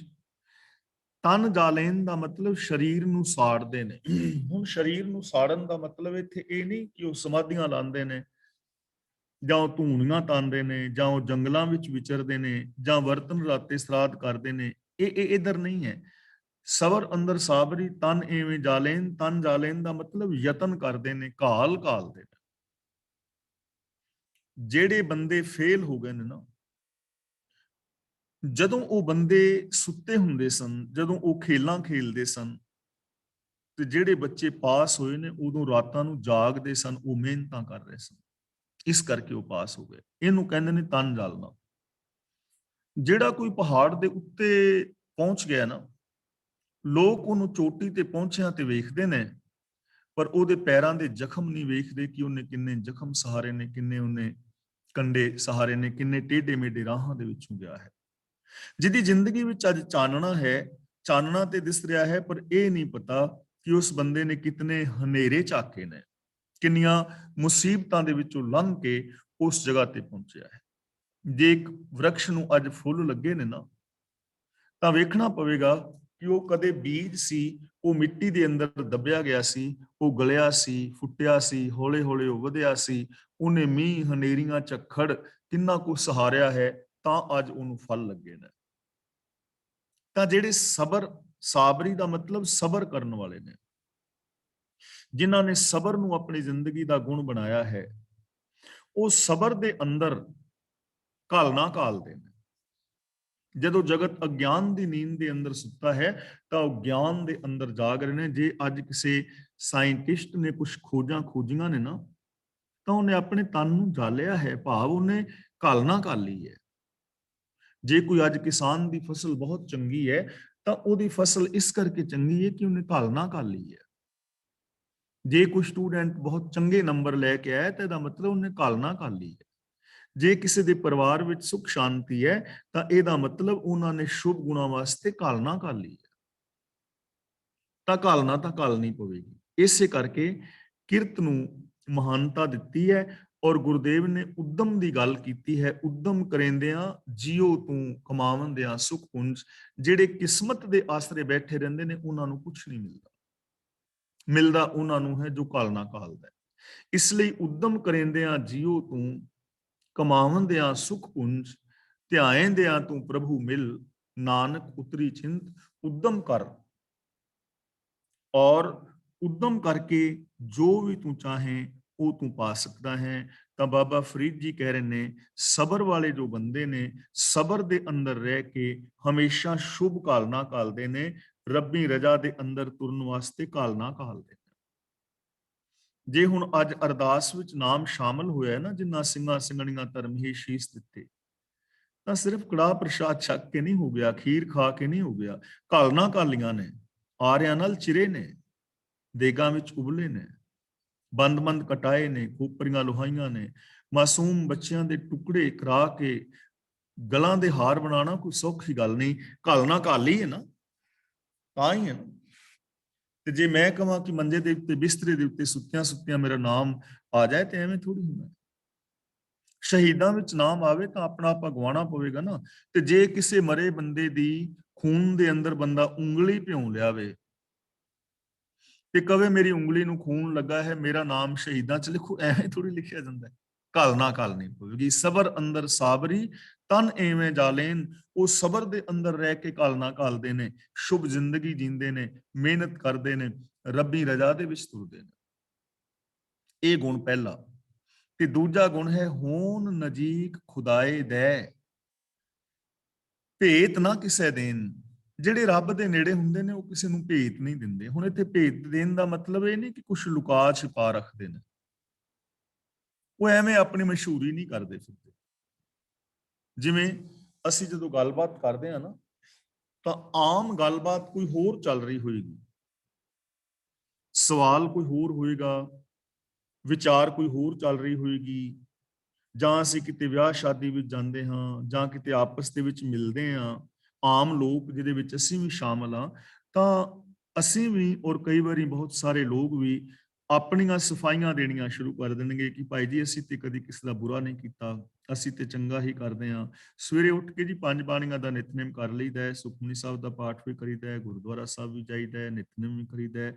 ਯਾਨੀ ਆਮ ਬੰਦਾ ਦੱਸਦਾ ਹੈ ਨਾ, ਆਮ ਬੰਦਾ ਦੱਸਦਾ ਹੈ। ਪਰ ਜਿਹੜੇ ਰੱਬ ਦੇ ਪਿਆਰੇ ਨੇ, ਜਿਹੜੇ ਘਾਲਣਾ ਕਰ ਰਹੇ ਨੇ, ਉਹਨਾਂ ਨੂੰ ਦੱਸਣ ਦੀ ਲੋੜ ਨਹੀਂ ਪੈਂਦੀ, ਕਿਉਂਕਿ ਹਰ ਕਾ ਭਗਤ ਪ੍ਰਗਟ ਨਹਿ ਛਪੈ। ਰੱਬ ਦਾ ਜਿਹੜਾ ਪਿਆਰਾ ਹੈ ਉਹ ਛਿਪ ਹੀ ਨਹੀਂ ਸਕਦਾ। ਗੁਲਾਬ ਦੇ ਫੁੱਲ ਨੂੰ ਹੁਣ ਇਹ ਕਹਿਣ ਦੀ ਲੋੜ ਥੋੜਾ ਕਿ ਮੈਂ ਬੜਾ ਸੋਹਣਾ ਵਾਂ, ਮੇਰਾ ਰੰਗ ਬੜਾ ਸੋਹਣਾ ਹੈ, ਮੇਰੇ ਵਿੱਚ ਸੁਗੰਧ ਬੜੀ ਪਿਆਰੀ ਹੈ। ਬਿਲਕੁਲ ਕਹਿਣ ਦੀ ਲੋੜ ਨਹੀਂ। ਗੁਲਾਬ ਦੇ ਫੁੱਲ ਵਾਸਤੇ ਲੋਕ ਕਹਿ ਰਹੇ ਨੇ ਕਿ ਗੁਲਾਬ ਦਾ ਫੁੱਲ ਬਹੁਤ ਸੁੰਦਰ ਹੈ, ਕੋਮਲ ਹੈ, ਬੜੀ ਉਹਦੀ ਸੋਹਣੀ ਸੁਗੰਧ ਹੈ, ਕਿਉਂਕਿ ਉਹਦੇ ਵਿੱਚੋਂ ਸਾਰਾ ਕੁਝ ਦਿਸ ਰਿਹਾ ਹੈ।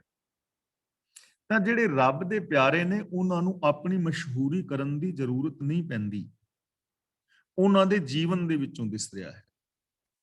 ਹੁਣ ਜੇ ਅਸੀਂ ਬਾਣੀ ਪੜ੍ਹ ਰਹੇ ਹਾਂ ਤਾਂ ਸਾਡੇ ਜੀਵਨ ਦੇ ਵਿੱਚੋਂ ਇਹ ਚੀਜ਼ਾਂ ਪ੍ਰਗਟ ਹੋਣੀਆਂ ਚਾਹੀਦੀਆਂ ਨੇ। ਹੁਣ ਇੱਕ ਸੁਖਮਨੀ ਸਾਹਿਬ ਪੜਨ ਵਾਲਾ ਦੂਜੇ ਸੁਖਮਨੀ ਸਾਹਿਬ ਦਾ ਪਾਠ ਕਰਨ ਵਾਲੇ ਦੇ ਨਾਲ ਡਾਂਗੋ ਸੂਟੀ ਹੋ ਰਿਹਾ ਹੈ, ਲੜ ਰਹੇ ਨੇ, ਜਾਂ ਉਹਨਾਂ ਦੀ ਵਿਰੋਧਤਾ ਹੈ। ਔਰ ਜੇ ਦੋਵੇਂ ਹੀ ਕਹਿਣ ਕਿ ਮੈਂ ਤੇ ਜੀ ਸੁਖਮਨੀ ਸਾਹਿਬ ਦਾ ਪਾਠ ਕਰਨਾ, ਬੜਾ ਵਧੀਆ ਹੈ, ਕਰਨਾ ਚਾਹੀਦਾ ਹੈ, ਹਰ ਸਿੱਖ ਨੂੰ ਕਰਨਾ ਚਾਹੀਦਾ ਹੈ, ਵਧੀਆ ਹੈ। ਪਰ ਸੁਖਮਨੀ ਸਾਹਿਬ ਵਿੱਚ ਤਾਂ ਲਿਖਿਆ ਹੈ, ਪੇਖੈ ਸਗਲ ਸ੍ਰਿਸ਼ਟ ਸਾਜਨਾ, ਕਿ ਸਾਰੀ ਸ੍ਰਿਸ਼ਟੀ ਨੂੰ ਸੱਜਣ ਕਰਕੇ ਜਾਣ, ਤੇ ਤੁਸੀਂ ਤੇ ਦੋ ਸੁਖਮਨੀ ਸਾਹਿਬ ਪੜਨ ਵਾਲਿਆਂ ਦੀ ਆਪਸ ਨਹੀਂ ਬਣਦੀ। ਪ੍ਰੋਬਲਮ ਹੈ ਨਾ।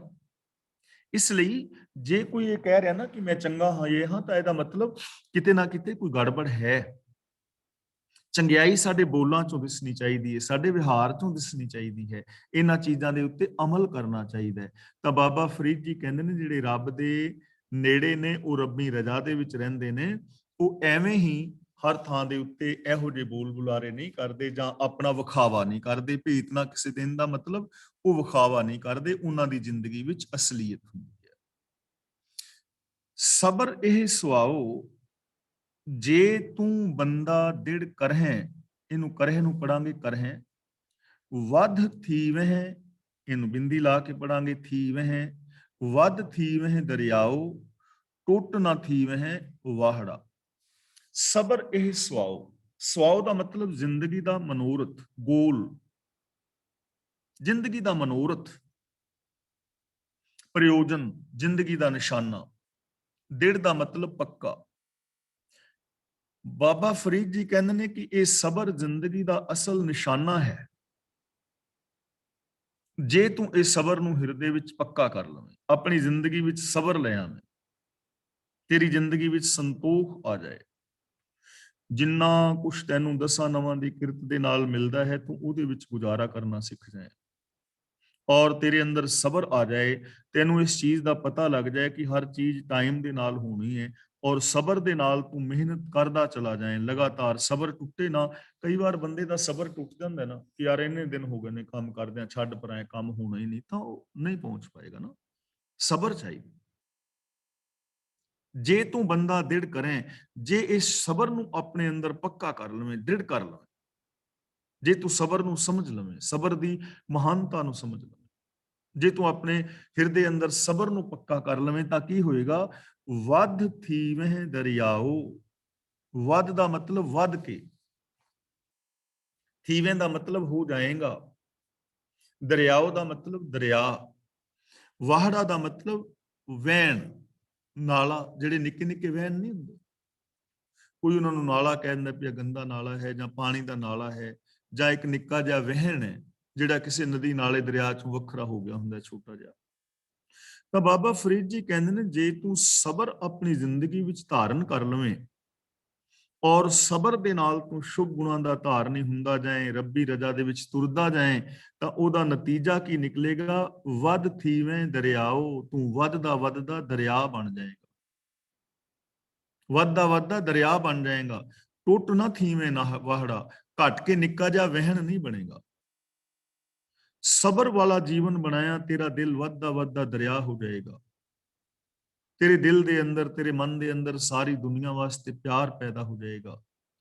ਤੇਰੇ ਅੰਦਰ ਤੰਗ ਦਿਲੀ ਨਹੀਂ ਰਹੇਗੀ, ਤੇਰੇ ਅੰਦਰ ਈਰਖਾ, ਦਵੇਸ਼, ਮੇਰ ਤੀਰ ਦੇ ਵਿਤਕਰੇ ਨਹੀਂ ਰਹਿਣਗੇ। ਜੇ ਤੇਰੀ ਜ਼ਿੰਦਗੀ ਵਿੱਚ ਸਬਰ ਆ ਜਾਏ, ਤੇ ਸਬਰ ਦੇ ਨਾਲ ਤੂੰ ਸੱਚ ਬੋਲਦਾ ਜਾਏ, ਦੁਨੀਆ ਦੇ ਨਾਲ ਪਿਆਰ ਕਰਦਾ ਜਾਏ, ਦਇਆ ਵਾਲਾ ਵਿਹਾਰ ਰੱਖੇ, ਨਿਰਭੈਤਾ ਨਿਰਵੈਰਤਾ ਨੂੰ ਅਪਣਾਵੇਂ, ਇਨਸਾਨੀਅਤ ਦੇ ਮਾਰਗ ਨੂੰ ਸਬਰ ਦੇ ਨਾਲ ਜੇ ਤੂੰ ਇਹਨਾਂ ਚੀਜ਼ਾਂ ਦੇ ਉੱਤੇ, ਗੁਣਾਂ ਤੇ ਅਮਲ ਕਰਦਾ ਜਾਏ, ਤਾਂ ਤੂੰ ਦਰਿਆ ਬਣ ਜਾਏਗਾ, ਰੱਬ ਦਾ ਰੂਪ ਹੋ ਜਾਏਗਾ। ਤੂੰ ਟੁੱਟ ਕੇ ਨਿੱਕਾ ਜਿਹਾ ਨਾਲਾ ਨਹੀਂ ਬਣੇਗਾ, ਤੇਰੇ ਅੰਦਰ ਤੰਗ ਦਿਲੀ ਨਹੀਂ ਰਹੇਗੀ, ਤੂੰ ਦਰਿਆ ਵਰਗਾ, ਸਮੁੰਦਰ ਵਰਗਾ ਹੋ ਜਾਏਗਾ। ਸਾਰੀ ਮਨੁੱਖਤਾ ਵਾਸਤੇ ਤੇਰੇ ਅੰਦਰ ਪਿਆਰ ਹੋਏਗਾ, ਈਰਖਾ ਦਵੇਸ਼ ਨਹੀਂ ਰਹੇਗੀ। ਦੇਖੋ ਕਿੰਨਾ ਮਹਾਨ ਸੰਦੇਸ਼ ਔਰ ਕਿੰਨਾ ਸੌਖਾ ਸਾਧਨ ਗੁਰਦੇਵ ਪਾਤਸ਼ਾਹ ਮਨੁੱਖ ਨੂੰ ਦੇ ਰਹੇ ਨੇ। ਕਾਸ਼ ਲੋਕਾਂ ਨੇ ਬਾਣੀ ਨੂੰ ਪੜ੍ਹਿਆ ਹੁੰਦਾ, ਔਰ ਪਾਵਨ ਬਾਣੀ ਨੂੰ ਇਸ ਐਂਗਲ ਤੋਂ ਵਿਚਾਰਿਆ ਹੁੰਦਾ, ਗੁਰਬਾਣੀ ਤੇ ਅਮਲ ਕੀਤਾ ਹੁੰਦਾ, ਤਾਂ ਅੱਜ ਆਮ ਜਨਤਾ ਦੀ ਜ਼ਿੰਦਗੀ, ਪਰਿਵਾਰਕ ਜੀਵਨ, ਸਮਾਜਿਕ ਜੀਵਨ ਕੁਝ ਵੱਖਰੇ ਢੰਗ ਦਾ ਹੋਣਾ ਸੀ। ਸਾਡਾ ਇਹ ਸਮਾਜ, ਸਾਡਾ ਇਹ ਸੰਸਾਰ ਕੁਝ ਵੱਖਰੇ ਤਰੀਕੇ ਦਾ ਹੋਣਾ ਸੀ। ਇਹ ਜੀਵਨ ਸਵਰਗ ਹੋ ਜਾਣਾ ਸੀ। ਅਗਲਾ ਬਚਨ ਗੁਰਦੇਵ ਪਾਤਸ਼ਾਹ ਜੀ ਕਰ ਰਹੇ ਨੇ, ਫਰੀਦਾ ਦਰਵੇਸ਼ੀ ਗਾਖੜੀ, ਚੋਪੜੀ ਪ੍ਰੀਤ। ਦਰਵੇਸ਼ੀ ਦਾ ਮਤਲਬ ਫਕੀਰੀ, ਰੱਬੀ ਰਾਹ ਤੇ ਤੁਰਨਾ। ਦਰਵੇਸ਼ ਦਾ ਮਤਲਬ ਰੱਬ ਦਾ ਫਕੀਰ, ਫਕੀਰ ਰੱਬ ਦਾ ਪਿਆਰਾ, ਰੱਬੀ ਰਾਹ ਤੇ ਤੁਰਨ ਵਾਲਾ, ਜਿਸ ਨੂੰ ਕੋਈ ਭਗਤ ਕਹਿ ਦਿੰਦਾ ਹੈ, ਕੋਈ ਦਰਵੇਸ਼ ਕਹਿ ਦਿੰਦਾ ਹੈ, ਕੋਈ ਫਕੀਰ ਕਹਿ ਦਿੰਦਾ ਹੈ, ਰੱਬ ਦੇ ਰਾਹਾਂ ਤੇ ਤੁਰਨ ਵਾਲਾ ਇਨਸਾਨ। ਗਾਖੜੀ ਦਾ ਮਤਲਬ ਔਖੀ, ਤੇ ਚੋਪੜੀ ਪ੍ਰੀਤ ਦਾ ਮਤਲਬ ਹੈ, ਜਿਵੇਂ ਅਸੀਂ ਕਹਿੰਦੇ ਫਲਾਂ ਬੰਦਾ ਚੋਪੜੀਆਂ ਚੋਪੜੀਆਂ ਗੱਲਾਂ ਕਰਦਾ, ਵਿਖਾਵਾ। ਜਿਵੇਂ ਅਸੀਂ ਕਹਿੰਦੇ ਨਾ ਮੱਖਣ ਲਾ ਰਿਹਾ ਬੰਦਾ, ਹੁਣ ਮੱਖਣ ਇਹ ਤਾਂ ਨਹੀਂ ਵੀ ਉਂਗਲੀ ਨੂੰ ਮੱਖਣ ਲਾ ਕੇ ਕਿਸੇ ਦੇ ਮੱਥੇ ਤੇ ਲਾ ਰਿਹਾ ਹੋਵੇ। ਮੱਖਣ ਲਾਉਣ ਦਾ ਮਤਲਬ ਕਿਸੇ ਨੂੰ ਐਵੇਂ ਹੀ ਵਡਿਆ ਰਿਹਾ, ਖਾਮ ਖਾਹੀ ਵਿਖਾਵੇ ਦੀਆਂ ਗੱਲਾਂ ਕਰ ਰਿਹਾ ਹੈ, ਚਾਪਲੂਸੀ ਕਰ ਰਿਹਾ ਹੈ। ਬਾਬਾ ਫਰੀਦ ਜੀ ਕਹਿੰਦੇ ਨੇ ਕਿ ਇਹ ਸਬਰ ਵਾਲਾ ਜੀਵਨ ਹੀ ਅਸਲ ਫਕੀਰੀ ਹੈ, ਤੇ ਇਹ ਕੰਮ ਔਖਾ ਹੈ, ਸੌਖਾ ਤਾਂ ਹੈ ਨਹੀਂ। ਔਖਾ ਹੈ ਨਾ ਕੰਮ, ਇੰਪੋਸੀਬਲ ਨਹੀਂ ਹੈ, ਔਖਾ ਜ਼ਰੂਰ ਹੈ।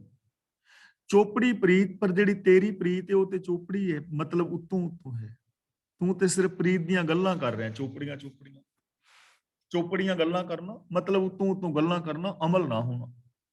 ਬਾਬਾ ਫਰੀਦ ਜੀ ਕਹਿੰਦੇ ਨੇ, ਜੋ ਸਬਰ ਹੈ, ਜੋ ਰੱਬੀ ਰਜ਼ਾ ਵਿੱਚ ਤੁਰਨਾ ਹੈ, ਰੱਬ ਨਾਲ ਪ੍ਰੀਤ ਪਾਣੀ ਹੈ, ਮਨ ਬਚਨ ਕਰਕੇ ਰੱਬੀ ਗੁਣਾਂ ਦੇ ਧਾਰਨੀ ਹੋਣਾ ਹੈ, ਐਸੀ ਜ਼ਿੰਦਗੀ ਜੀਣੀ ਹੈ, ਇਹ ਤਾਂ ਔਖੀ ਹੈ। ਇਹਦੇ ਵਾਸਤੇ ਤਾਂ ਤੈਨੂੰ ਔਖਿਆਈ ਝੱਲਣੀ ਪੈ ਸਕਦੀ ਹੈ। ਪਰ ਤੇਰੀ ਜਿਹੜੀ ਪ੍ਰੀਤ ਹੈ, ਤੇਰੀ ਜੋ ਜ਼ਿੰਦਗੀ ਹੈ, ਉਹ ਤੇ ਚੋਪੜੀ ਪ੍ਰੀਤ ਹੈ, ਵਿਖਾਵੇ ਦੀ ਪ੍ਰੀਤ ਹੈ। ਤੂੰ ਤੇ ਸਿਰਫ ਇੱਕ ਮਹਾਨ ਕੁਰਬਾਨੀ ਵਾਲੇ ਬੰਦੇ ਵਾਲਾ ਭੇਸ਼ ਧਾਰਨ ਕੀਤਾ ਹੋਇਆ ਹੈ। ਤੂੰ ਤਾਂ ਬਹਿਰੂਪੀਆਂ ਵਾਲੀ ਜ਼ਿੰਦਗੀ ਜੀ ਰਿਹਾ ਹੈ, ਤੂੰ ਤਾਂ ਸਿਰਫ ਧਾਰਮਿਕ ਬਾਣਾ ਪਾਇਆ ਹੋਇਆ ਹੈ, ਚਾਹੇ ਉਹ ਚਿੱਟਾ ਪਾਇਆ ਹੈ ਜਾਂ ਪੀਲਾ ਪਾਇਆ ਹੈ, ਜਾਂ ਤੂੰ ਜੋਗੀਆ ਪਾਇਆ ਜਾਂ ਕਾਲਾ ਪਾਇਆ, ਕਾਲੇ ਮਹਿੰਦੇ ਕੱਪੜੇ, ਕਾਲਾ ਮਹਿੰਦਾ ਵੇਸ਼, ਗੁਨਾਹੀ ਭਰਿਆ ਮੈਂ ਫਿਰਾਂ, ਲੋਕ ਕਹੇ ਦਰਵੇਸ਼। ਮੈਂ ਤੇ ਗੁਨਾਹਾਂ ਦੇ ਨਾਲ ਭਰਿਆ ਪਿਆ, ਅੰਦਰ ਤੇ ਤੇਰੇ ਗੁਨਾਹ ਨੇ, ਤੇ ਬਾਹਰੋਂ ਤੂੰ ਚੋਪੜਿਆ ਹੋਇਆ ਹੈ, ਚੋਪੜੀਆਂ ਗੱਲਾਂ ਕਰਦਾ ਹੈ, ਧਰਮ ਦੀਆਂ ਗੱਲਾਂ ਕਰਦਾ ਹੈ। ਅੱਖੀਂ ਤਾਂ ਮੀਟੇ ਨਾਕ ਪਕੜੇ, ਠੱਗਣ ਕੋ ਸੰਸਾਰ। ਤੂੰ ਅੱਖਾਂ ਮੀਟ ਰਿਹਾ ਹੈ, ਨੱਕ ਫੜਿਆ ਹੋਇਆ ਹੈ, ਸਮਾਧੀ ਲਾਉਣ ਦਾ ਢੋਂਗ ਕਰ ਰਿਹਾ ਹੈ, ਲੇਕਿਨ ਇਹ ਸਾਰਾ ਕੁਝ ਸੰਸਾਰ ਨੂੰ ਠੱਗਣ ਵਾਸਤੇ ਕਰ ਰਿਹਾ ਹੈ, ਇਮੋਸ਼ਨਲ ਬਲੈਕਮੇਲ ਕਰਨ ਵਾਸਤੇ, ਆਰਥਿਕ ਔਰ ਮਾਨਸਿਕ ਸ਼ੋਸ਼ਣ ਕਰਨ ਵਾਸਤੇ। ਤਾਂ ਐਵੇਂ ਰੱਬ ਨਹੀਂ ਮਿਲਦਾ, ਐਵੇਂ ਜ਼ਿੰਦਗੀ ਅੰਦਰ ਸ਼ਾਂਤੀ ਨਹੀਂ ਆਉਂਦੀ। ਫਰੀਦਾ ਦਰਵੇਸ਼ੀ ਗਾਖੜੀ ਚੋਪੜੀ ਪ੍ਰੀਤ, ਇਕਨ ਕਿਨੈ ਚਾਲੀਐ ਦਰਵੇਸ਼ ਰੀਤ। ਇੱਥੇ ਇਕਨ ਤੇ ਥੋੜਾ ਜਿਹਾ ਰੁਕਾਂਗੇ। ਇਕਨ ਕਿਨੈ ਚਾਲੀਐ ਦਰਵੇਸ਼ਾ ਵੀ ਰੀਤ। ਇਕਨ ਕਿਨੈ ਦਾ ਮਤਲਬ ਕਿਸੇ ਇੱਕ ਨੇ, ਕਿਸੇ ਵਿਰਲੇ ਨੇ। ਚਾਲੀਏ ਦਾ ਮਤਲਬ ਚਲਾਈ ਹੈ। ਦਰਵੇਸ਼ਾ ਵੀ ਦਾ ਮਤਲਬ ਦਰਵੇਸ਼ਾਂ ਵਾਲੀ। ਫਕੀਰਾਂ ਦੀ ਇਹ ਸਬਰ ਵਾਲੀ ਕਾਰ ਕਿਸੇ ਵਿਰਲੇ ਬੰਦੇ ਨੇ ਕਮਾਈ ਹੈ। ਚੋਪੜੀਆਂ ਗੱਲਾਂ ਕਰਨ ਵਾਲੇ ਅਨੇਕਾਂ ਨੇ, ਗੱਲੀ ਬਾਤੀ ਧਰਮੀ ਬਣਨ ਵਾਲੇ ਅਨੇਕਾਂ ਨੇ, ਗੱਲੀ ਬਾਤੀ ਸੱਜਣ ਬੜੇ ਨੇ, ਗੱਲੀ ਸੋ ਸੱਜਣ ਵੀ ਇੱਕ ਟੁੰਡੇ ਦੀ ਨਾ ਲਹਾਂ। ਗੱਲਾਂ ਬਾਤਾਂ ਦੇ ਨਾਲ 20 ਸੱਜਣ ਨੇ, ਸੈਂਕੜੇ ਸੱਜਣ ਨੇ, ਪਰ ਜਦੋਂ ਮੈਂ ਢੂੰਡਦੀਆਂ ਪਰਖਦੀਆਂ ਤਾਂ ਪਰਖ ਦੇ ਵਿੱਚ ਇੱਕ ਵੀ ਪੂਰਾ ਨਹੀਂ ਉਤਰਦਾ। ਜਦੋਂ ਕੋਈ ਮੁਸੀਬਤ ਹੈ ਉਦੋਂ ਬਹੁਤ ਘੱਟ ਲੋਕ ਆਣ ਕੇ ਸਹਾਰਾ ਦਿੰਦੇ ਨੇ ਨਾ। ਵੈਸੇ ਤੇ ਗੱਲਾਂ ਬਾਤਾਂ ਅਨੇਕਾਂ ਤੁਹਾਡੇ ਕੋਲ ਆ ਜਾਣਗੇ। ਸੁਖ ਮੈਂ ਆਨ ਬਹੁਤ ਮਿਲ ਬੈਠਤ, ਰਹਿਤ ਚਹੂੰ ਦਿਸ ਘੇਰੈ, ਵਿਪਤ ਪਰੀ ਸਭ ਹੀ ਸੰਗ ਛਾੜਿਤ, ਕੋ ਨ ਆਵਤ ਨੇਰੈ। ਤੁਸੀਂ ਪੀਜ਼ਾ ਮੰਗਵਾਓ, 버ਗਰ ਮੰਗਵਾਓ, ਖਾਣ ਵਾਲੇ ਪਦਾਰਥ ਮੰਗਾਓ, ਤੁਹਾਡੇ ਕੋਲ ਛਕਣ ਛਕਾਨ ਦੇ ਪਦਾਰਥ ਹੋਣ, ਇਨਵਾਈਟ ਕਰੋ, ਸੈਂਕੜੇ ਲੋਕ ਆ ਜਾਣਗੇ। ਜਿਹਨੂੰ ਬੁਲਾਓਗੇ ਉਹ ਹੀ ਆ ਜਾਣਗੇ। ਨਾਲ ਇੱਕ ਦਾ ਜਿਹੜਾ ਹੈ ਬੁਲਾਇਆ, ਇੱਕ ਨੂੰ ਇੱਕ ਦਾ ਹੋਰ ਵੀ ਲੈ ਕੇ ਆ ਜਾਏਗਾ। ਸੁਖ ਮੈਂ ਆਨ ਬਹੁਤ ਬੈਠਤ, ਬੜੇ ਆਣ ਕੇ ਬਹਿ ਜਾਂਦੇ ਨੇ, ਲੇਕਿਨ ਜਦੋਂ ਵਿਪਤਾ ਪੈਂਦੀ ਉਦੋਂ ਛੱਡ ਜਾਂਦੇ ਨੇ। ਤੁਸੀਂ ਕਹੋ ਮੈਨੂੰ ਹੋ ਗਿਆ ਕਰੋਨਾ, 20 ਬੰਦਿਆਂ ਨੂੰ ਫੋਨ ਕਰੋਗੇ, ਕਿੰਨੇ ਕੁ ਆਉਣਗੇ?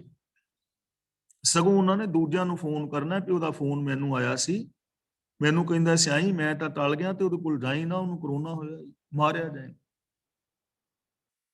ਹੈ ਨਾ ਪ੍ਰੋਬਲਮ? ਤਾਂ ਗੱਲੀ ਬਾਤੀ ਤਾਂ 20 ਸੱਜਣ, ਪਰ ਜੋ ਤੁਹਾਡੀਆਂ ਆਰਥਿਕ, ਸਮਾਜਿਕ, ਮਾਨਸਿਕ ਜਾਂ ਜੋ ਪਰੇਸ਼ਾਨੀਆਂ ਨੇ, ਉਹਨਾਂ ਨੂੰ ਕਿੰਨੇ ਕੁ ਲੋਕ ਸਮਝ ਰਹੇ ਨੇ? ਤੁਹਾਡੇ ਦਿਲ ਦੀ ਵੇਦਨਾ ਨੂੰ ਕਿੰਨੇ ਕੁ ਲੋਕ ਸਮਝ ਰਹੇ ਨੇ? ਇਹਦਾ ਮਤਲਬ ਇਹ ਨਹੀਂ ਕਿ ਸਾਰੇ ਨਹੀਂ ਸਮਝਦੇ। ਸੱਜਣ ਮਿੱਤਰ ਹੁੰਦੇ ਨੇ ਜੋ ਸਾਡਾ ਸਾਥ ਦਿੰਦੇ ਨੇ, ਅਸੀਂ ਕਿਸੇ ਦਾ ਸਾਥ ਦਿੰਦੇ ਆ, ਲੇਕਿਨ ਗੱਲਾਂ ਬਾਤਾਂ ਦੇ ਨਾਲ ਜ਼ਿਆਦਾ ਨੇ, ਲੇਕਿਨ ਜਦੋਂ ਲੋੜ ਪੈਂਦੀ ਹੈ ਉਦੋਂ ਘੱਟ ਨੇ। ਇਸ ਲਈ ਗੁਰੂ ਜੀ ਸਾਨੂੰ ਇੱਥੇ ਸਮਝਾ ਰਹੇ ਨੇ, ਇਕਨ ਕਿਨੈ ਚਾਲੀਏ। ਕੁਛ ਵਿਰਲੇ ਨੇ, ਵਿਰਲੇ ਜੋ ਦਰਵੇਸ਼ਾਂ ਵਾਲੀ ਰੀਤ ਤੇ ਚੱਲਦੇ ਨੇ, ਉਸ ਮਰਿਆਦਾ ਤੇ ਚੱਲਦੇ ਨੇ, ਉਸ ਰਾਹ ਨੂੰ ਅਪਣਾਉਂਦੇ ਨੇ। ਗੱਲਾਂ ਬਾਤਾਂ ਤਾਂ ਬਹੁਤ ਨੇ, ਲੇਕਿਨ ਆਰੇ ਦੇ ਨਾਲ ਚਿਰਨ ਵਾਲੇ, ਸੱਚ ਵਾਸਤੇ ਕੁਰਬਾਨੀ ਕਰਨ ਵਾਸਤੇ, ਹਿਊਮਨ ਰਾਈਟਸ ਲਈ ਆਪਣਾ ਆਪਾ ਵਾਰਨ ਵਾਸਤੇ, ਸੱਚ ਲਈ ਕੁਰਬਾਨ ਹੋਣ ਵਾਲੇ ਕੁਝ ਵਿਰਲੇ ਹੁੰਦੇ ਨੇ, ਜਿਨ੍ਹਾਂ ਦੇ ਅੰਦਰ ਸਤ, ਸੰਤੋਖ, ਦਇਆ, ਧਰਮ, ਧੀਰਜ, ਗਿਆਨ, ਵੈਰਾਗ, ਨਿਮਾਨਤਾ, ਸੇਵਾ, ਸਿਮਰਨ, ਪ੍ਰੇਮ, ਕੁਰਬਾਨੀ, ਨਿਰਭੈਤਾ, ਨਿਰਵੈਰਤਾ ਆਦਿਕ ਗੁਣ ਹੁੰਦੇ ਨੇ, ਜੋ ਮਨ, ਬਚਨ, ਕਰਮ ਕਰਕੇ ਗੁਣਾਂ ਦੇ ਧਾਰਨੀ ਨੇ। ਇਹੋ ਜਿਹੇ ਵਿਰਲੇ ਹੁੰਦੇ ਨੇ। ਤੇ ਚੋਪੜੀਆਂ ਗੱਲਾਂ ਕਰਨ ਵਾਲੇ ਬੜੇ ਹੁੰਦੇ ਨੇ। ਧਰਮ ਦੀਆਂ ਗੱਲਾਂ ਕਰਨ ਵਾਲੇ ਬਹੁਤ ਨੇ, ਰੱਬ ਦੀਆਂ ਗੱਲਾਂ ਕਰਨ ਵਾਲੇ ਨਿਰੇ ਮਿਲ ਜਾਣਗੇ, ਪਰ ਉਹਨਾਂ ਤੇ ਅਮਲ ਕਰਨ ਵਾਲੇ ਉਹ ਬਹੁਤ ਘੱਟ ਨੇ। ਤੇ ਅਮਲ ਕਰਨਾ ਹੀ ਔਖਾ ਕੰਮ ਹੈ। ਤੇ ਜਿਹੜਾ ਇਸ ਔਖੀ ਕਾਰ ਨੂੰ ਸਬਰ ਦੇ ਨਾਲ ਕਰ ਲੈਂਦਾ ਹੈ, ਉਹ ਬੰਦਾ ਹੀ ਆਪਣੇ ਜੀਵਨ ਨੂੰ ਸਫਲ ਔਰ ਸੁਚੱਜਾ ਬਣਾ ਲੈਂਦਾ। ਤਨ ਤਪੈ ਤਨੂਰ ਜਿਉ, ਬਾਲਣ ਹੱਡ ਬਲਨ, ਪੈਰੀ ਥੱਕਾਂ ਸਿਰ ਜੁਲਾਂ, ਜੇ ਮੂੰਹ ਪਿਰੀ ਮਿਲਨ। ਤਨ ਤਪੈ ਤਨੂਰ ਜਿਉ। ਹੁਣ ਇੱਥੇ ਤਨੂਰ ਦਾ ਅਰਥ ਹੈ ਭੱਠੀ। ਤਨੂਰ ਦਾ ਅਰਥ ਤੰਦੂਰ ਜਾਂ ਭੱਠੀ। ਤਨ ਤਪੈ ਤਨੂਰ ਜਿਉ, ਬਾਲਣ ਹੱਡ ਬਲਨ। ਤੁਸੀਂ ਵੇਖਿਆ ਹੈ ਇੰਡੀਆ ਵਿੱਚ ਭੱਠੀਆਂ, ਤੇ ਭੱਠੀਆਂ ਦੇ ਅੰਦਰ ਲੋਕ ਬਾਲਣ ਬਾਲਦੇ ਨੇ। ਚੁੱਲ੍ਹਿਆਂ ਦੇ ਵਿੱਚ ਬਾਲਣ ਬਾਲਦੇ ਨੇ, ਤੰਦੂਰ ਦੇ ਵਿੱਚ ਬਾਲਣ ਪਾ ਕੇ ਬਾਲਿਆ ਜਾਂਦਾ ਹੈ, ਫਿਰ ਉਹ ਤੰਦੂਰ ਤਪਦਾ ਹੈ, ਫਿਰ ਉਹਦੇ ਨਾਲ ਰੋਟੀਆਂ ਲਾਉਂਦੇ ਨੇ। ਤਾਂ ਬਾਬਾ ਫਰੀਦ ਜੀ ਕਹਿੰਦੇ ਨੇ, ਤਨ ਤਪੈ ਤਨੂਰ ਜਿਉ ਬਾਲਣ ਹੱਡ ਬਲਨ। ਮੇਰਾ ਸਰੀਰ ਬੇਸ਼ੱਕ ਤੰਦੂਰ ਵਾਂਗ ਤਪੇ ਤੇ ਮੇਰੇ ਹੱਡ ਬੇਸ਼ੱਕ ਬਾਲਣ ਦੀ ਤਰ੍ਹਾਂ ਬਲਨ, ਯਾਨੀ ਮੈਂ ਇਹ ਤੰਗੀ ਸਹਾਰਨ ਲਈ ਤਿਆਰ ਹਾਂ।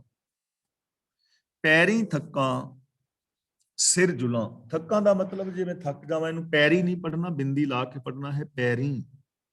ਪੈਰੀ ਥੱਕਾਂ, ਜੇ ਮੈਂ ਪੈਰਾਂ ਨਾਲ ਤੁਰਦਿਆਂ ਤੁਰਦਿਆਂ ਥੱਕ ਜਾਵਾਂ। ਸਿਰ ਜੁਲਾਂ, ਜੁਲਾਂ ਦਾ ਮਤਲਬ ਹੁੰਦਾ ਹੈ ਤੁਰਨਾ, ਜੁਲਾਂ ਦਾ ਮਤਲਬ ਤੁਰਨਾ। ਮੂੰਹ ਦਾ ਮਤਲਬ ਮੈਨੂੰ, ਪਿਰੀ ਦਾ ਮਤਲਬ ਪਿਆਰਾ, ਮਿਲਨ ਦਾ ਮਤਲਬ ਜੇ ਮਿਲ ਜਾਣ। ਪਿਆਰੇ ਰੱਬ ਨੂੰ ਮਿਲਣ ਤੇ ਰਾਹ ਤੇ ਮੈਂ ਪੈਰਾਂ ਦੇ ਨਾਲ ਤੁਰਾਂ ਕਿ ਮੈਨੂੰ ਰੱਬ ਮਿਲ ਜਾਏ। ਤੇ ਬਾਬਾ ਫਰੀਦ ਜੀ ਕਹਿੰਦੇ ਨੇ, ਤੁਰਦਿਆਂ ਤੁਰਦਿਆਂ ਤੁਰਦਿਆਂ ਮੈਂ ਥੱਕ ਜਾਵਾਂ ਤਾਂ ਫਿਰ ਵੀ ਮੈਂ ਰੁਕਾਂ ਨਾ, ਮੈਂ ਸਿਰ ਪਰਨੇ ਹੋ ਕੇ ਤੁਰਨਾ ਸ਼ੁਰੂ ਕਰ ਦਿਆਂ। ਜੇ ਮੈਨੂੰ ਰੱਬ ਮਿਲ ਜਾਏ, ਮੈਂ ਇਹ ਕਸ਼ਟ ਸਹਾਰਨ ਲਈ ਤਿਆਰ ਹਾਂ। ਹੁਣ ਇਹ ਚੀਜ਼ ਸਮਝਣ ਵਾਲੀ ਹੈ। ਇੱਥੇ ਦੋ ਤਰ੍ਹਾਂ ਦੇ ਲੋਕਾਂ ਦੀ ਗੱਲ ਕੀਤੀ ਜਾ ਰਹੀ ਹੈ।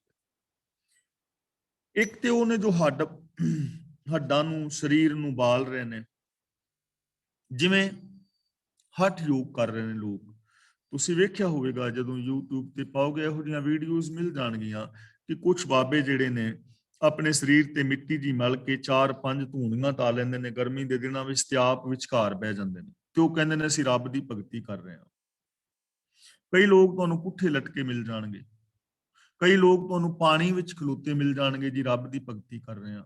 ਕਈ ਲੋਕ ਤੁਹਾਨੂੰ ਜਲ ਧਾਰਾ ਕਰਦੇ ਹੋਏ ਮਿਲ ਜਾਣਗੇ ਕਿ ਇੱਕ ਕੜਵੰਜੀ ਜੀ ਬਣਾ ਕੇ ਉੱਚੀ ਉੱਤੇ ਘੜਾ ਰੱਖ ਕੇ, ਉਸ ਘੜੇ ਦੇ ਅੰਦਰ ਇੱਕ ਨਿੱਕੀ ਜੀ ਮੂਰੀ ਕਰਕੇ, ਤੇ ਸਿਆਲ ਦੇ ਵਿੱਚ, ਪੋਹ ਦੇ ਦਿਨਾਂ ਵਿੱਚ ਥੱਲੇ ਬਹਿ ਜਾਂਦੇ ਨੇ ਤੇ ਉਹ ਧਾਰਾ ਪਾਣੀ ਦੀ ਸਿਰ 'ਚ ਪੈਂਦੀ ਜਾਂਦੀ ਤੇ 101 ਘੜਾ ਵਿੱਚੋਂ ਦੀ ਕੱਢ ਦਿੰਦੇ, ਥੱਲੇ ਬੈਠੇ ਰਹਿੰਦੇ ਨੇ। ਉਹ ਸਮਝਦੇ ਸੀ ਭਗਤੀ ਕਰ ਰਹੇ ਹਾਂ।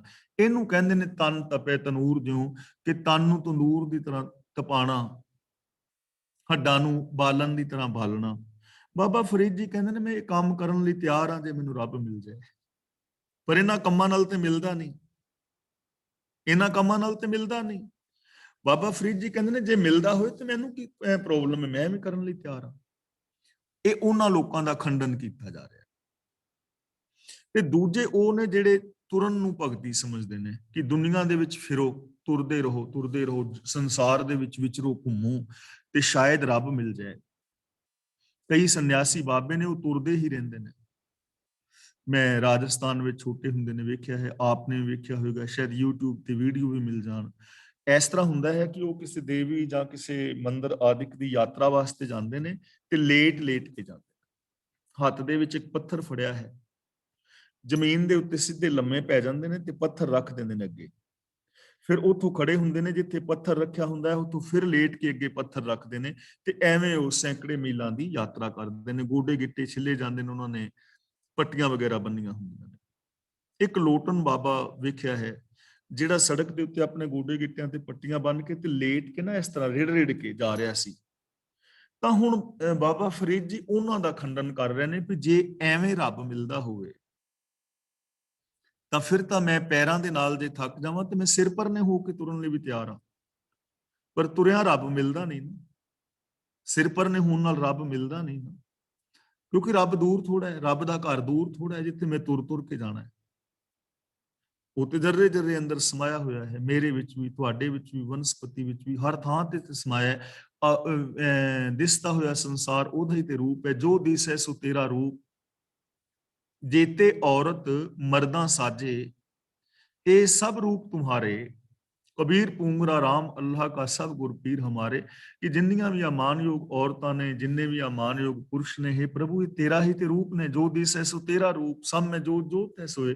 ਤੇ ਤੁਰ ਕੇ ਮੈਂ ਜਾਵਾਂ ਕਿੱਥੇ? ਤੁਰ ਕੇ ਤੇ ਤਾਂ ਜਾਵਾਂ ਨਾ ਜੇ ਕਿਤੇ ਰੱਬ ਦਾ ਘਰ ਦੂਰ ਹੋਏ। ਤਾਂ ਇੱਥੇ ਬਾਬਾ ਫਰੀਦ ਜੀ ਉਹਨਾਂ ਲੋਕਾਂ ਦਾ ਖੰਡਨ ਕਰ ਰਹੇ ਨੇ।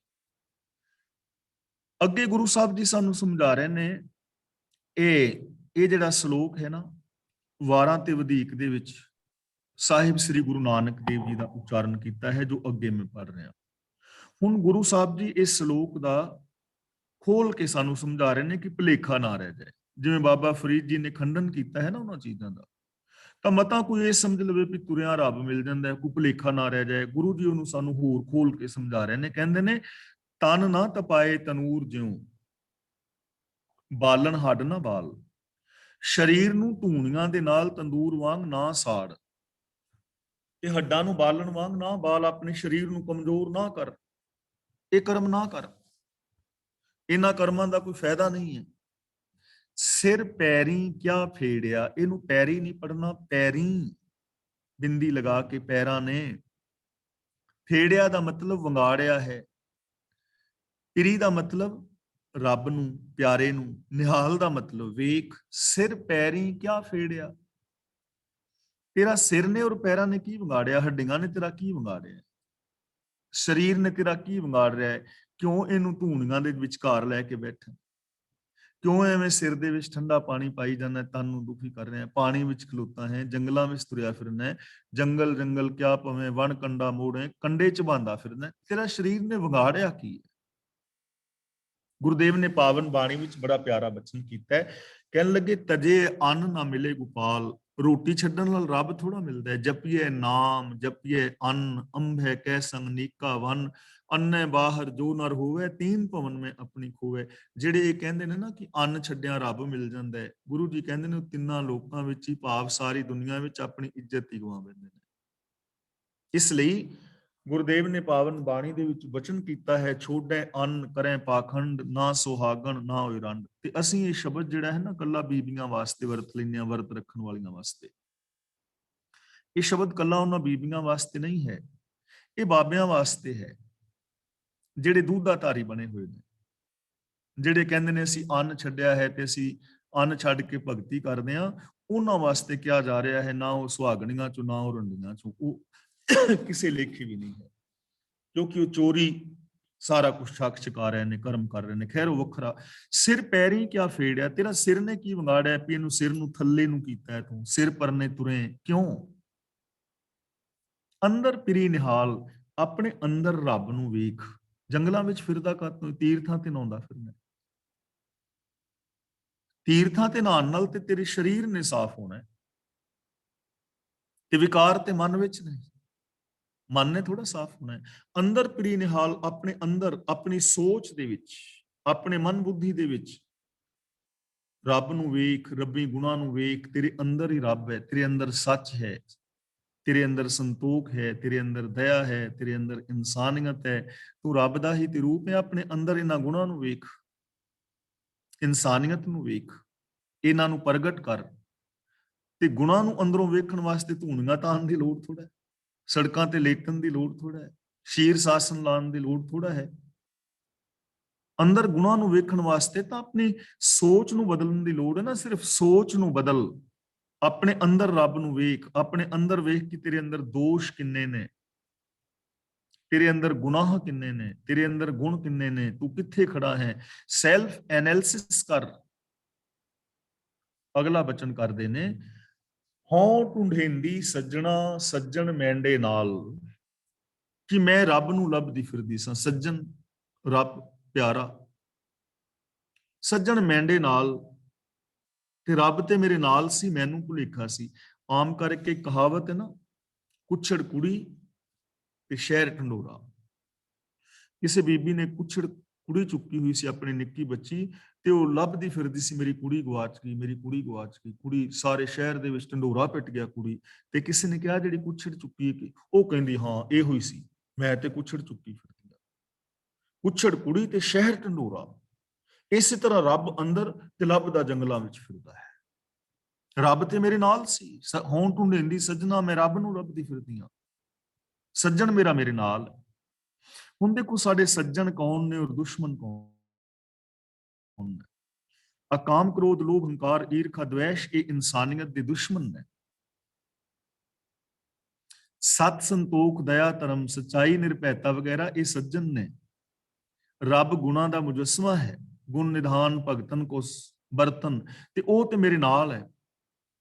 ਗੁਣ ਤੇ ਮੇਰੇ ਅੰਦਰ ਨੇ, ਰੱਬ ਤੇ ਮੇਰੇ ਅੰਦਰ ਹੈ, ਤੇ ਮੈਂ ਬਾਹਰ ਲੱਭਦਾ ਫਿਰਨਾ। ਨਾਨਕ ਅਲਖ ਨਾ ਲਖੀਏ, ਨਾਨਕ ਤੇ ਥੋੜਾ ਰੁਕਣਾ ਹੈ। ਅਲਖ ਦਾ ਮਤਲਬ ਜਿਹੜਾ ਦਿਸਦਾ ਨਹੀਂ, ਜਿਸ ਦਾ ਕੋਈ ਰੂਪ ਰੇਖ ਰੰਗ ਆਕਾਰ ਨਹੀਂ ਹੈ, ਜਿਸ ਦੇ ਲੱਛਣਾਂ ਤੋਂ ਨਹੀਂ ਪਤਾ ਲੱਗਦਾ।